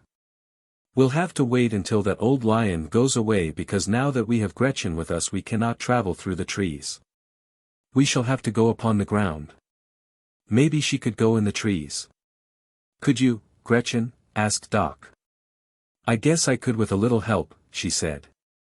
I was always climbing trees around the mission and Papa was always scolding me for being a tomboy. Fine, exclaimed Dick. We think it's a lot safer in the trees than it is upon the ground, and we can go pretty fast now. I'll try it all right, said Gretchen. I wouldn't want to be a nuisance. Then I believe we better try to get away now, said Doc. That fellow that brought you out here awakened someone else in the camp. See them? One of them is crawling into your shelter. If they come out here to look for you they might find us. Ulp said that he would come back for me. He was going to take me home to my people, said the girl in explanation. Then why did he leave you alone out here under the tree? Demanded Dick. He said he was going back to tell Gulm a story that would throw him off the track so that we would have time to get away. Would you rather wait and go with him, then? Asked Doc. No, I am afraid of him. He is a terrible man, but I was willing to risk anything for the chance to escape. I watched him when he went back to camp, said Dick, and he did not go then and wake anyone up. He went to a log and sat by the fire until a lion roared, and then when I looked again, after we had pulled you up in the tree, I saw that he had gone to awaken someone else. It was an awful dangerous thing, said Doc, to leave you out here alone on the ground with that lion roaring around. He said that the lion would not harm me, said the girl, that it was lying on its kill, feeding, and would not be interested in me. Lying nothing, snapped Dick. I do not know much about lions, but I'll bet my shirt that lion was hunting. We could hear his voice coming nearer every time he roared. Maybe he wanted the lion to get you, suggested Document. Those fellows look mean enough to do just about anything. And they are terribly mean, said the girl. They are worse than beasts. Well, I'll bet he wanted you killed for some reason, said Dick, because he didn't do a thing about coming back, and he must have heard the lion roar when he sprang for you, and he must have heard your scream. What we ought to do is to get out of here right away, said Document. We can do our talking later, when we're in a safe place. Come on, then, said Dick, and slowly the three made their way through the trees, the two boys helping in supporting the girl. It was very slow work in the dark, but because of the lion they did not dare come to the ground, and because of their proximity to the camp of the sun worshippers they dared not remain until morning. They knew that if they could get even a short distance away they might be safe, and so they crept slowly through the night until, finally, the first ray of dawn tinged the eastern sky. When the daylight finally came the boys saw the girl scrutinizing them very closely, and she seemed pleased with the result of her examination of them. They had stopped again to rest as they had frequently during the night. This time in a great old patriarch of a bower in the jungle, festooned with moss and hung with great creepers. It was here that full daylight came upon them, and the girl looked into the faces of the boys and smiled with gladness. I am happy, she said. I thought that I should never be happy again. You cannot imagine how terrible it was to be with those frightful men, and how good it is to be with people of my own kind, where I feel secure. Well, said Doc, we are glad that you are happy, though I am afraid you will have to stretch your imagination a lot if you intend to keep on thinking you're happy. Why? Asked the girl. Because, in the first place, you may get awfully hungry with us, and, in the second place, there is no telling how long we shall be obliged to roam around the jungle. Why may we have to stay in the jungle a long time? She asked. Because we are lost, admitted Doc. Gretchen laughed aloud then. What makes you laugh? Asked Dick. Oh, because it struck me as being very amusing that my rescuers are now in need of help, being lost themselves, she replied. Well, it isn't our fault, said Dick, and if you would rather go back with those other men. Oh, no, she exclaimed. You know I wouldn't want to do that. I did not mean to make fun of you, but it is funny, isn't it? Well, I guess it is, admitted Doc ruefully, but, after all, being lost isn't the worst of it. Why, is there something you haven't told me? She asked. No, Doc assured her. We told you all right. It is the question of food. Do not let that worry you, said the girl. I have lived in the jungle nearly all my life. My father is a missionary and a great lover of nature. He taught me ever so many things about the flora of the jungle.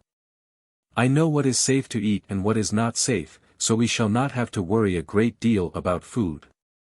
We shall get enough to keep us alive at least, even if it is not fit for a king. Do you see anything around here that we could eat? Demanded Dick. We are both about starved to death. Yes, there are fruits and vegetables and eggs within 50 feet of us, at least I see birds' nests. Following Gretchen's directions, the boys brought the fruits and roots that she indicated, and from several nests they gathered enough eggs to make out a fairly satisfactory breakfast. 9. The ambush. As the new day broke, Gulm and the lesser priests finished their meager breakfast and set forth again upon the march to the new temple site that Blk had discovered and toward which he had been guiding them. With the passing of the hours since the disappearance of Kla, Gulm had had time to consider Ulp's story more carefully, and he found that with sober reflection, certain vague suspicions insisted upon obtruding themselves upon his thoughts.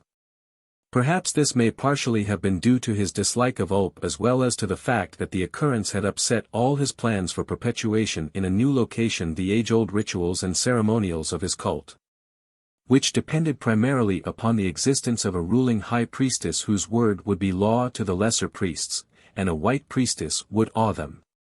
In emulation of Kaj, the dead high priest, who had ruled Opher through law, he had proposed ruling the new city that he was about to found through the new law.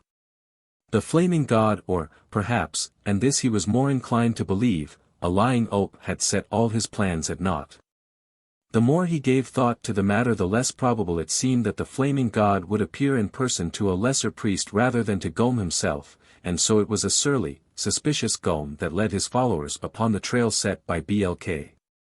The Tarzan twins, tired though they were, did not dare to stop for a long rest until they had put more distance between themselves and the sun worshippers, and so, their hunger satisfied, they set out again in the direction toward which they believed lay the open veldt in the home of Tarzan. Gretchen, though very tired, fought bravely to keep pace with the boys that she might not prove a burden to them. But it was necessary for one of both of them to steady and help her through the trees, with the result that their progress was slow, so slow that both Dick and Doc soon realized that if the sun worshippers were pursuing them, their chances for escape were hopeless. Gee, said Doc, this old jungle must be as large as the whole state of New York. It seems to me as though we ought to be coming to the end of it pretty soon. Are you sure you are going in the right direction? Asked Gretchen. Doc shook his head. That is just the trouble, he admitted.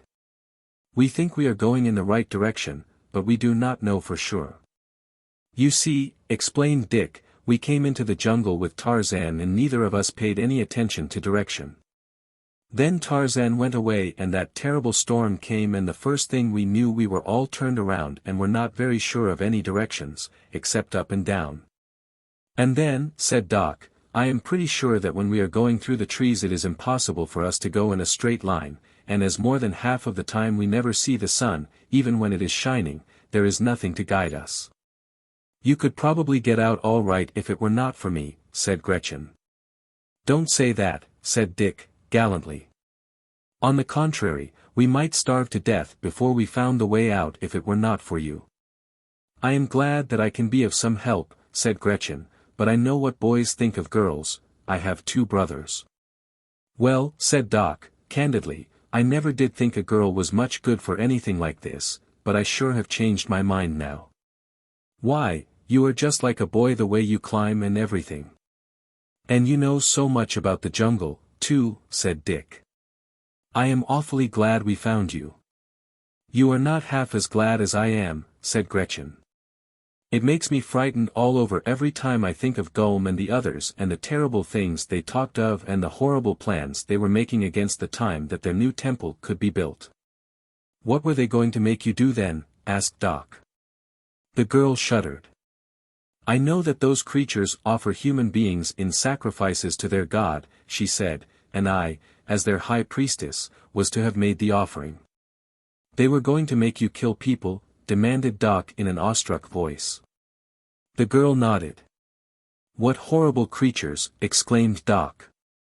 For a time now they moved on in silence, and always it became more and more apparent to the boys that the girl had almost reached the limit of her endurance. She could not stand the ordeal much longer. Here is another game trail, said Dick, who was in the lead.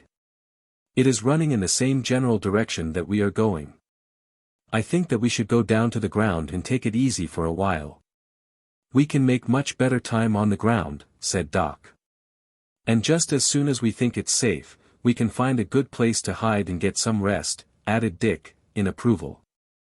Whatever you say, said Gretchen, wearily as they made their way downward. The boys assisted her to the ground and the three moved off along the broad, well-marked trail which wound among the jungle growth ahead. All three of them found that the change was restful, and with their increased speed their spirits rose. They were quite as happy as though they were going in the right direction, which they were not. For Doc had been right when he said that they could not move through the trees in a straight line. They had made a great circle, and when they came down into the game trail, they moved off into the direction from which they had come. But such is the confidence of youth that they even laughed occasionally as they plodded, chatting, through the leafy aisles of the forest. Blk, a few paces in advance of Gulm and the lesser priests, stopped abruptly, raising a warning hand. Gulm listened, straining his ears until they appeared almost to prick up like those of a beast. Plainly to his ears, though faintly, came the sound of voices and a few notes of laughter. Turning quickly, Gulm gave a signal to the others, and as if by magic, the 20 frightful men melted into the surrounding brush. Dick stopped and looked back at Doc, who had fallen behind. What are you doing? He asked. Gathering some of this grass to fasten my spearhead tighter, replied Document. It has come loose. Go ahead, I'll catch up. Don't get too far behind, said Dick. Without looking back again, being absorbed in making their way, Dick and Gretchen started off again along the trail, while Doc followed behind, winding the tough, fibrous jungle grass securely about the split end of his spear shaft into which the spear was fitted. Occupied with his work, he walked more slowly than he realized, falling farther and farther behind his companions. Dick and Gretchen plodded steadily onward. Perhaps they were encouraged and elated because the easy-going seemed to presage an early release from the forbidding gloom of the jungle. Dick recalled that Tarzan and Doc had entered the jungle with the Golden Lion upon just such a trail, and because he hoped so much he was willing to believe that this was, indeed, the same trail that they had traversed once before with the ape-man and Jad-bal-ja.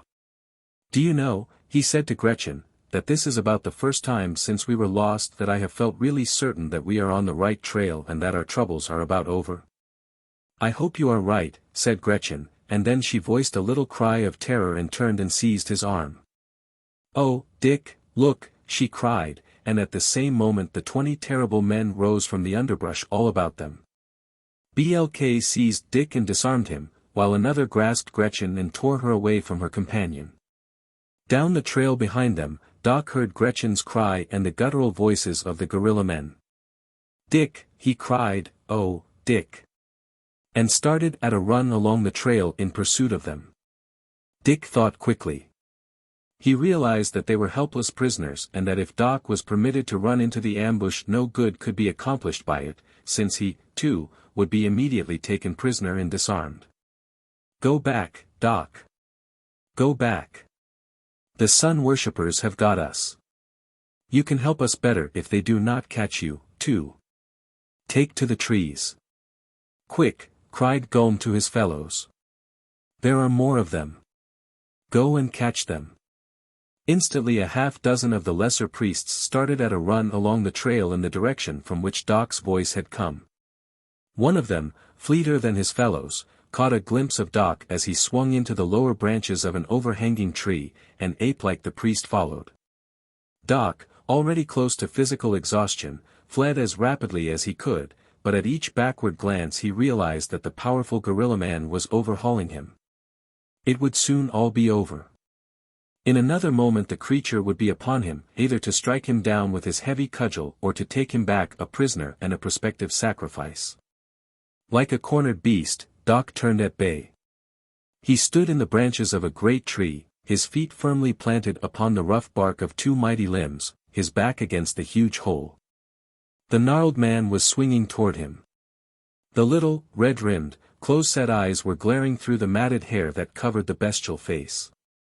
The thick lips were parted, revealing fighting fangs, only a trifle less formidable than those of a gorilla, and from the creature's throat rumbled low, growling sounds meant to intimidate his victim. Doc whipped an arrow from his quiver and fitted it to his bow.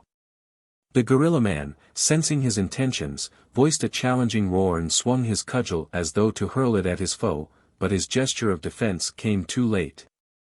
The bowstring twanged and the shaft sped straight to its mark. With a loud blood-curdling scream, the lesser priest grasped the feathered tip of the arrow where it protruded from his breast, and toppled a moment upon the great bough to which he had leaped and then, slumping into sudden collapse, lunged head foremost to the ground below. 10. Filled with despair. A haggard white man, accompanied by a score of blacks, plodded doggedly along a jungle trail. His clothing was torn and soiled, his flesh scored by many a relentless thorn.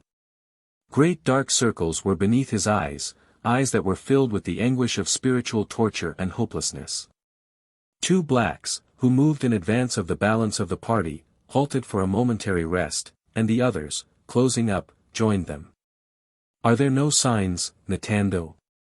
asked the white man of one of the blacks who had been in the lead of the long procession.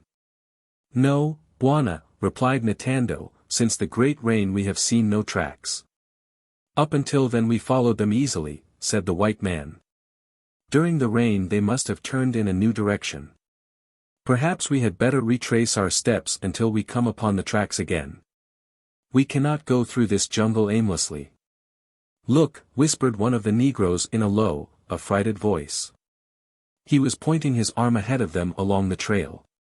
All eyes turned in the direction indicated by the trembling forefinger of the black.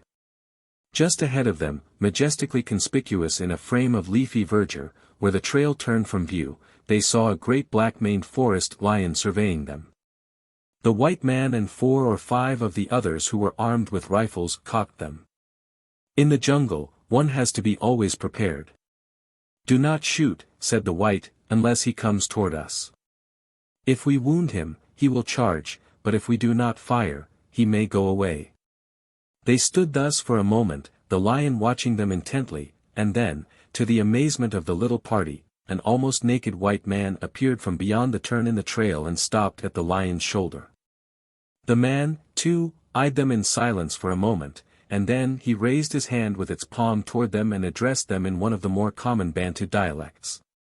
"Put down your rifles," he said, "I am Tarzan of the Apes." With a sigh of relief, the white man and his followers lowered their weapons as Tarzan, with Jad-bal-ja at heel, approached them. "Who are you?" he asked, stopping in front of the white man. "I am Dr. Karl von Harbin, a missionary from the Urambai country," replied the white man. "I am a man of peace." "I have heard of you, doctor," said Tarzan, "and of the good work you are doing among your people. What brings you to my country?" "A great misfortune," replied von Harbin. 2 months ago my daughter was abducted. At first we thought that she had wandered into the forest and been killed by some wild beasts, but after days of searching we found her trail and saw that she was in the company of a band of men, or at least I assume that they are men, though their footprints slightly resemble those of gorillas. However, we know that they made fires and cooked their food, and so I assume that they are members of some race lower in the scale of evolution than are true men. You can imagine my fears. Tarzan nodded and listened silently as the man went on with his story. It was some time after the abduction that we found their trail, and as they moved quite as rapidly as we were able to, we could not overtake them, and then a great storm obliterated all signs of their spoor. Nor have we been able to pick it up since, the missionary concluded. "We are on similar missions then," said Tarzan, for I am searching for 2 boys who are lost in the jungle. 2 days ago I left them, to investigate a scent spoor that had aroused the suspicions of my lion, leaving him to guard the boys. Before I discovered the cause of his nervousness, the storm broke, and when I returned to the spot at which I had left the boys, they had disappeared, nor have we been able to pick up their spoor since. As they must have moved off through the trees while it was still raining. It is very possible that the scent spoor that disturbed Jad-bal-ja came from the party that abducted your daughter, since it was obvious to me that he scented some creature whose spoor was entirely unfamiliar, or else that of an enemy. He would not have reacted as he did to the scent spoor of any creature native to this part of the jungle. Perhaps it was us whose scent he caught, suggested von Harbin. That is possible, replied Tarzan. Yet I rather doubt it, since we have been cognizant of your presence for some time and have been coming up wind along your spoor. Yet at no time has he shown the nervous excitability that he did 2 days ago when he first caught the scent that aroused him.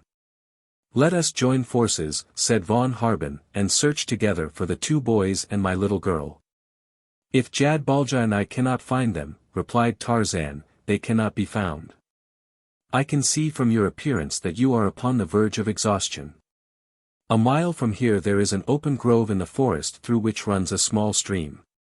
Go there then with your people and make camp and rest while Jad-bal-ja and Tarzan search for your daughter. But can we not help? Insisted von Harbin. Tarzan shook his head. All that you might do is to follow the trails, and you do not know which trail to follow to find your daughter. If the scent spoor was strong in your nostrils, you could not recognize it, and then when Tarzan and Jad-bal-ja had found her they would have to search again for you. No, make camp as I have told you and remain there until you hear further from me. As Jad-bal-ja makes his way upon the ground through the underbrush where there are no trails, Tarzan of the Apes travels through the branches of the trees. No scent spoor, however faint, may escape them. We shall make a great circle, Jad-bal-ja going in one direction, Tarzan of the Apes in the other, and all that lies within that circle shall be known to one or the other. Thus in a day we shall cover a territory that you could not search carefully in weeks. Perhaps you are right, said von Harbin. I shall do as you say, but at least my prayers for your success shall accompany you. The ape-man turned to the great lion and spoke a few words that neither black men nor the white could understand. The great cat turned and with lowered head entered the underbrush, while Tarzan sprang to an overhanging limb, and in an instant the 2 had vanished from the sight of von Harbin's party quite as though they had dissolved into thin air. Gome wasted no time in further effort to capture Doc, but leaving the dead priest where he had fallen, pressed forward toward the new temple site which Blk, who was guiding them, assured him was now near at hand. Gretchen and Dick, closely guarded, marched hopelessly with their captors. Golly, said Dick, presently, we seem to have all the bad luck in the world. Nothing worse could have happened to you, Dick, said Gretchen. What do you mean? He asked. It is just as bad for you. Oh, Dick, you must escape. You must. You must, she cried frantically. How about you? He demanded. They will not kill me, she answered. You mean? I mean that you must escape before we reach the site of the new temple. No matter what happens, nor what risks you must run, you must not let them take you there. I think I understand, said Dick, but if I get away from them you are coming with me. No, she said, you will be fortunate if you can get away alone. You cannot do it at all if you have to think of me. Do not consider me. I am positive that they will not kill me, and some day my father will find me. I know that he will never stop searching until he finds me. If you see the slightest chance, you must take advantage of it and get away. Dick shook his head. What sort of a fellow do you think I am? What kind of man would I be, he asked, if I ran away and left you with them? No, I could not do that. The girl shook her head and sighed. Please understand what I am saying. I do not want to be left alone with them, she said, but whether you run away or whether you let them take you to the temple site, it will be all the same, for I shall be alone with them in either event, and I would rather know that you are alive than to feel always that I was the cause of, of the thing that I know must follow if you are with us when we reach the spot where the new temple is built." Moving cautiously through the trees behind them, Doc followed the frightful men and their captives. In his mind he was revolving many plans of rescue, but in the face of the superior numbers that opposed him, each plan seemed futile and absolutely foredoomed to failure. He counted his arrows. There were 16 of them, and he knew that there were 19 sun worshippers to be accounted for. The plan that this calculation suggested appeared to offer as reasonable a chance for success as any that had occurred to him after racking his brains to the utmost. He had been moving very cautiously, keeping just out of sight of the rearmost member of Gulm's party, but now he moved forward more rapidly, risking detection that he might get closer to his quarry. There was nothing like trying. Doc was becoming very proficient in the use of his bow, and he moved through the trees now with so much greater ease than he did when he first attempted it that it was not difficult for him to fit an arrow as he moved through the branches of a particularly large tree that gave him excellent foothold. Below him, and but a few yards distant, walked the priest that brought up the rear of the procession. Doc halted and bent his bow.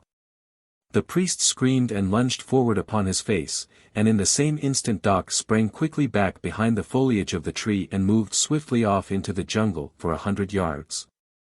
Gulm and the lesser priests turned back as the scream of their fellow startled them into a realization of their own danger. They looked in horror at the arrow protruding between the shoulders of the fallen man. "It is the other, the one who escaped," said Gulm angrily. He turned to Ulp. "The flaming god came in the night, did he, and took Kla from us, did he?" he shouted. "You lied to me, Ulp, and you shall die for it." "I did not lie, Gulm," said Ulp, sullenly. "I told you the truth. The flaming god came and spoke to me, and I have told you what he said.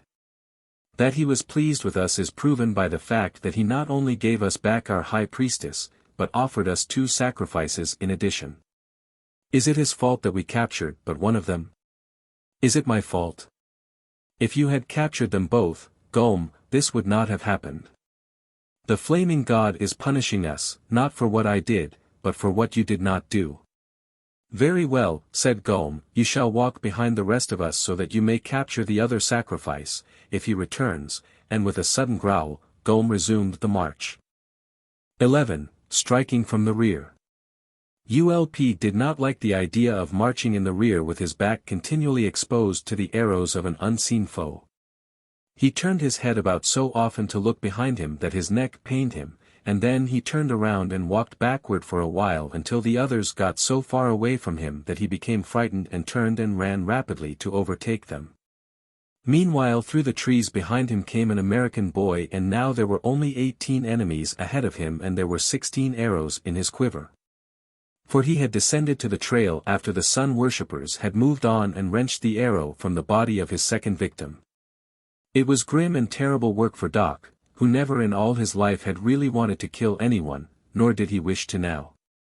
It was only stern necessity, induced by the danger that threatened Dick and Gretchen, that impelled him to undertake the grisly work that he hated with all his heart and soul. The forest was less dense now as the party advanced, and the undergrowth less thick. The trail led constantly into higher ground, and presently Dick and Gretchen saw hills looming before them.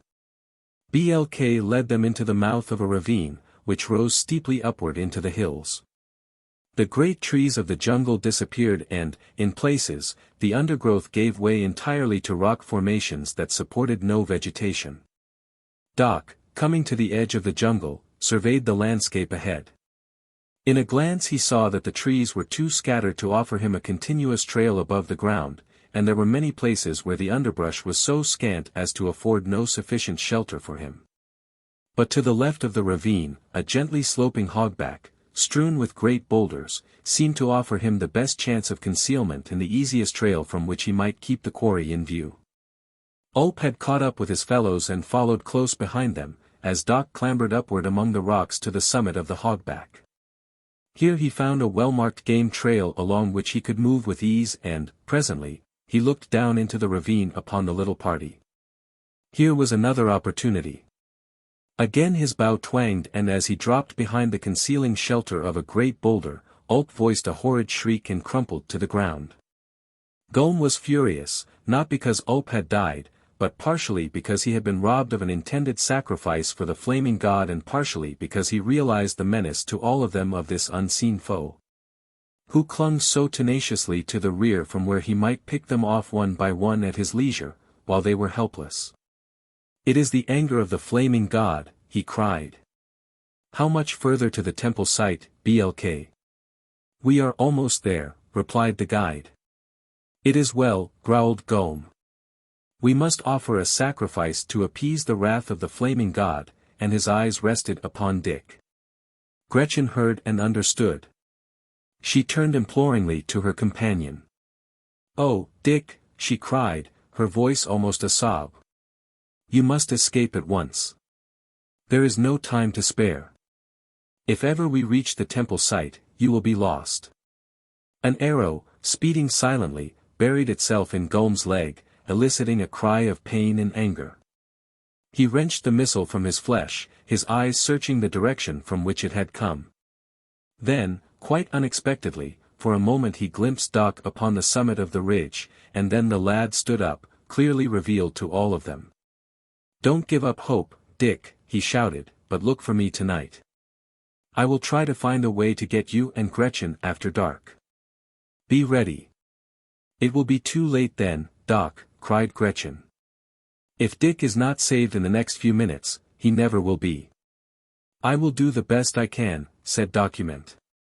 Without saying more, Doc immediately fitted another arrow to his bow. He drove it swiftly in the direction of the Oparians and another priest collapsed, clutching at his pierced throat. In a voice that sounded like the growling of a beast, Golm issued orders to 6 of his followers, spurring them to action. "Don't let that boy get the best of us. Go after him," he cried. "Bring him back to me alive if you can, but bring him back, dead or alive." Doc was fitting another arrow when he saw the 6 start swiftly up the steep ravine side. They were close together and offered an excellent target, but suddenly an inspiration seized him. All about him were boulders of different shapes and sizes, and in them he saw potential engines of destruction that might be used to accomplish his purpose while conserving his few remaining arrows. Getting behind a fair-sized, rounded boulder, he heaved against it with his shoulder until it gave, and then he guided it over the edge of the ridge directly above the 6 Oparians, who were ascending to capture or kill him. He did not wait for the boulder to strike them, but immediately seized smaller stones and hurled them down at his foe. The priests attempted to scramble from the path of the descending boulder, but it had gained such momentum and was falling so rapidly that it was upon them before they could elude it. It struck one of them full in the breast, toppling him backward, crushing him, and then continued to bound down to the bottom of the ravine while the body of its victim, rolling and tumbling, leaped grotesquely in its wake. "Good boy, Doc!" shouted Dick. "Give them another like that." The 5 remaining priests hesitated, warding off the smaller stones that Doc hurled down upon them with their cudgels and their forearms. They were starting to give back, slowly descending, when Golm's voice rose up in a mighty bellow. "Go on! Go on!" he cried. "If you come back without him, you shall be the first to be sacrificed to the flaming god. Obey your high priest or die." Knowing that Golm's command was no idle threat, the 5 scrambled upward in the face of Doc's barrage until the lad was forced to the realization that some of them, at least, must reach the top, when his capture would be assured. He sent them a parting arrow and then fled even before he saw its effect, while another priest rolled backward toward the bottom of the ravine. Doc leaped rapidly down the hogback toward the jungle where he knew he might better hope to elude his pursuers among the branches of the great trees. The 4 lesser priests followed Doc until the foliage of the forest cut him from their view, and then they halted, grumbling. "If we go in there after him," said one, "we shall not return alive. He will pick us off with his arrows. And if we go back to Golm, we shall be sacrificed to the flaming god," said another. "There are 4 of us," said a third. "Why should we let Golm offer us in sacrifice? Who made him high priest? In Opar he was only a lesser priest like us. There are 4 of us. Let us go back and tell Golm that the creature escaped, and that before we will permit him to sacrifice any of us, we will kill him." "Good," said the fourth. "Who is Golm to be high priest or to take our lives if we do not wish it?" Thus agreed, the four turned back up the ravine, and Doc, relieved, watched them depart. After they had passed out of sight, he descended to the ground and followed them. By following along the bottom of the ravine he hoped to retrieve some of the arrows he had expended, for these were precious indeed, and then he hoped to make his way to the ridge on the right-hand side of the ravine, which he had discovered from the summit of the opposite side was better suited to his purposes, since it dropped to the ravine bottom so precipitously that it would be difficult for the sun worshippers to scale it in pursuit of him, thus giving him a better opportunity to attack them in safety. As the four priests who had succeeded in gaining the summit disappeared in pursuit of Doc, Golm resumed the march up the steep and rocky gorge. "Are you going to try to escape, Dick?" asked Gretchen. The boy shook his head. "Oh, please do, for my sake," she urged. "No," he persisted. "I could not do it. In the first place, there has been no opportunity, and if there is we will take it together." Gretchen shook her head sadly. "I shall never forgive myself," she said. "It is not your fault, Gretchen, and whatever happens, not one of us is to blame. We have all done our best, and if they don't get good old Doc, he may save us both yet." "I am afraid they will get him," said Gretchen. "These creatures can climb and run like monkeys. I think nothing could escape them." "Well, good old Doc made them sit up and take notice," said Dick proudly. "If I have to die, at least I shall have that memory to console me." The gorge had narrowed until there was room for but a single man to pass between its rocky walls, and at this point it was necessary to climb steeply upward for 25 feet over a water-worn formation of stratified limestone, down one side of which splashed a miniature waterfall. The smooth moist surface of the rocks offered only precarious foot and hand holds. Dick climbed directly behind Gretchen, steadying her as best he could, and helping her. Finally they reached the top in safety, and as they stood erect again upon level ground, they saw that they were in the mouth of a rudely circular, natural, rock-bound amphitheater. Golm looked slowly about him. His eyes gleamed with the fires of mad fanaticism. He looked up at the sun and stretched forth his arms.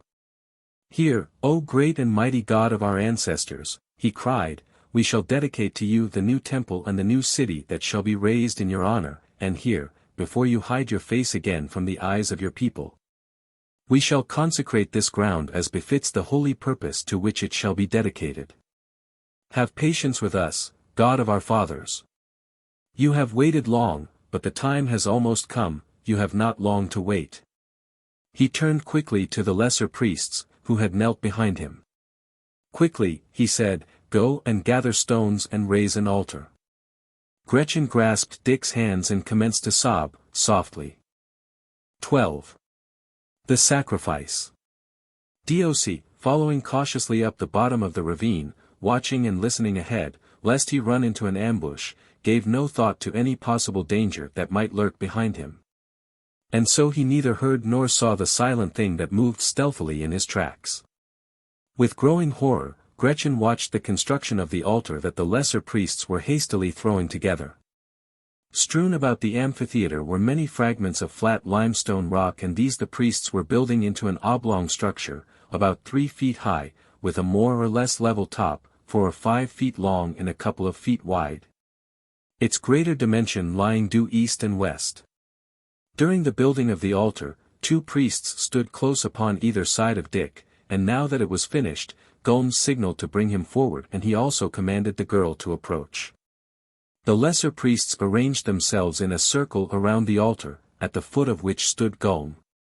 "Take your place at the head of the altar, Kla," he said to the girl. When the girl had done as he told her, Golm nodded to the 2 priests, who held Dick, whereupon they lifted him to the altar, laying him there upon his back with his head toward the east end, where stood the new law. One of the 2 priests who had placed Dick upon the altar stood at his feet to hold him, while the other stood close to Kla and held his arms. At a word from Golm, this one handed Kla his knife. "It is your first sacrifice," said Golm, addressing the girl. A high priestess comes into full power only after her first sacrifice. The moment that the knife had drunk the blood of this creature, you become in reality what you have been in name, high priestess of the flaming god and ruler of the temple and the city that we shall build here. I shall repeat the prayer that later you will learn to repeat, and the instant that I raise my hand above my head, you must strike.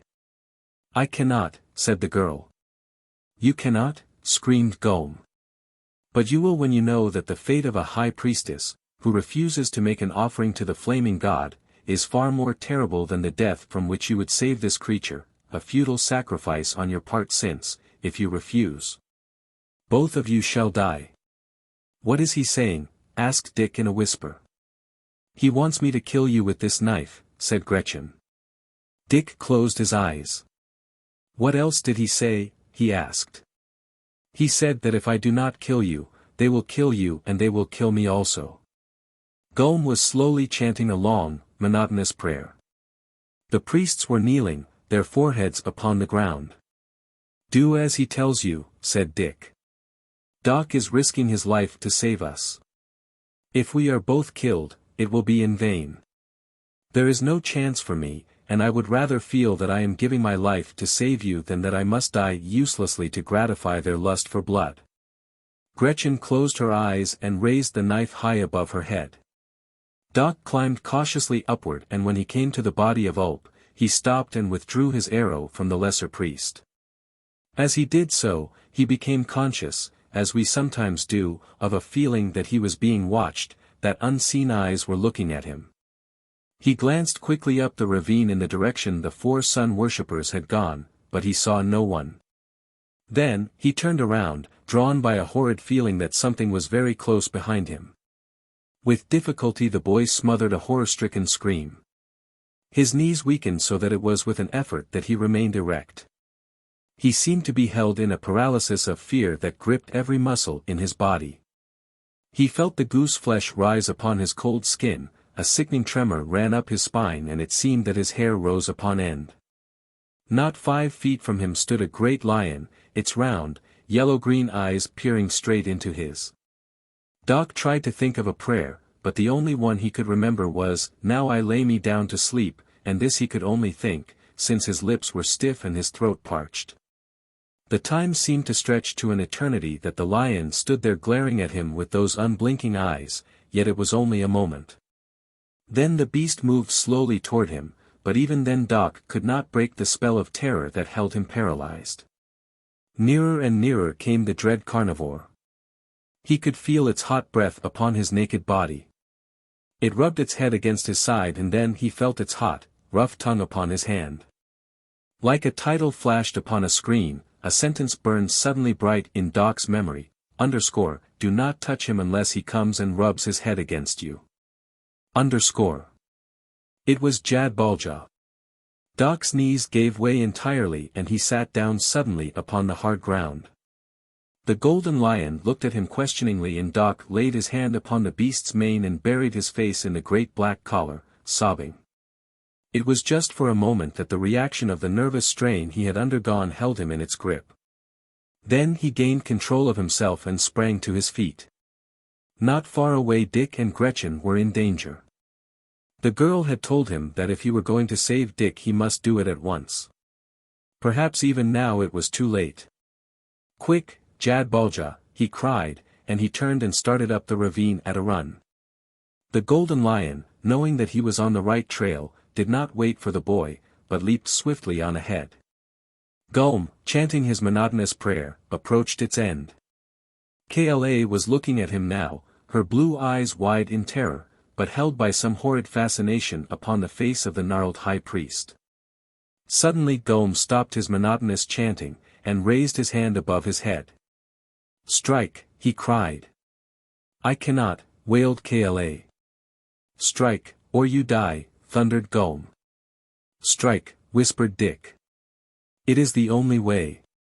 Suddenly a priest shrieked and pointed, and the others looked and saw a great lion scrambling over the narrow ledge that gave entrance to the amphitheater. Instantly all was pandemonium. Only Gome remembered. "Strike," he cried. "Strike and appease the wrath of the flaming god." The knife fell from the girl's hand as she sank in a swoon beside the altar. The lion bounded forward and the priest scattered, all but the fanatical Gulm. Snatching his own knife from its scabbard, he sprang forward, the blade raised high above his head, its point aimed at the heart of the courageous lad stretched upon the altar. With a mighty bound, Jad-bal-ja cleared the altar and sacrifice and bore Gulm back to earth.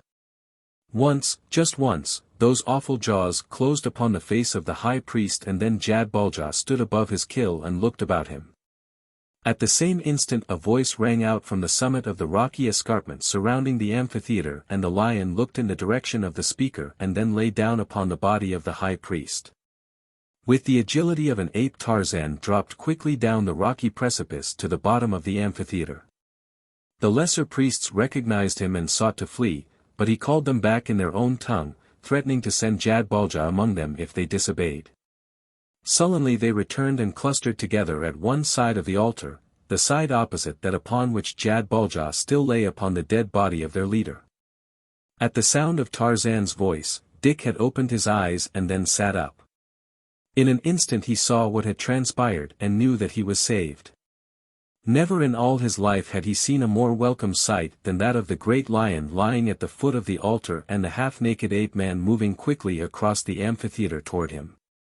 Tarzan's eyes had taken in the entire scene. "Where is Doc?" he demanded. "Here I am," called a voice, and as Tarzan and Dick looked in the direction from which it had come, they saw Doc crawling over the edge of the rocky threshold of the amphitheater. "Gee," he cried, "we are all saved, aren't we?" "Oh, Doc," cried Dick, "I was afraid those fellows who went after you had gotten you." "I'll say they didn't," said Doc. "You ought to have seen them just now. Jad-bal-ja and I came upon them from behind as they were coming back here after I got away from them, and say you ought to have seen them shin up the sides of that old ravine. They went so fast you could have played checkers on their coat tails, if they had any coat tails." Tarzan had stopped and raised Gretchen in his arms. She opened her eyes and looked up into his face. "Who are you?" she cried. "Do not be afraid," he said, "I am Tarzan of the Apes." With a little sigh, she closed her eyes and commenced to weep very softly, tears of relief and happiness. Tarzan turned to the sun worshippers. "This is Tarzan's country," he said. "You may not remain here. If you would live, go back to Opar." "If we go back to Opar, Law will have us killed," said one of the priests sullenly. "You will surely be killed if you do not go back as I tell you," said Tarzan, "but if you do go back and agree to serve Law loyally, I believe that she will let you live. Which do you choose to do?"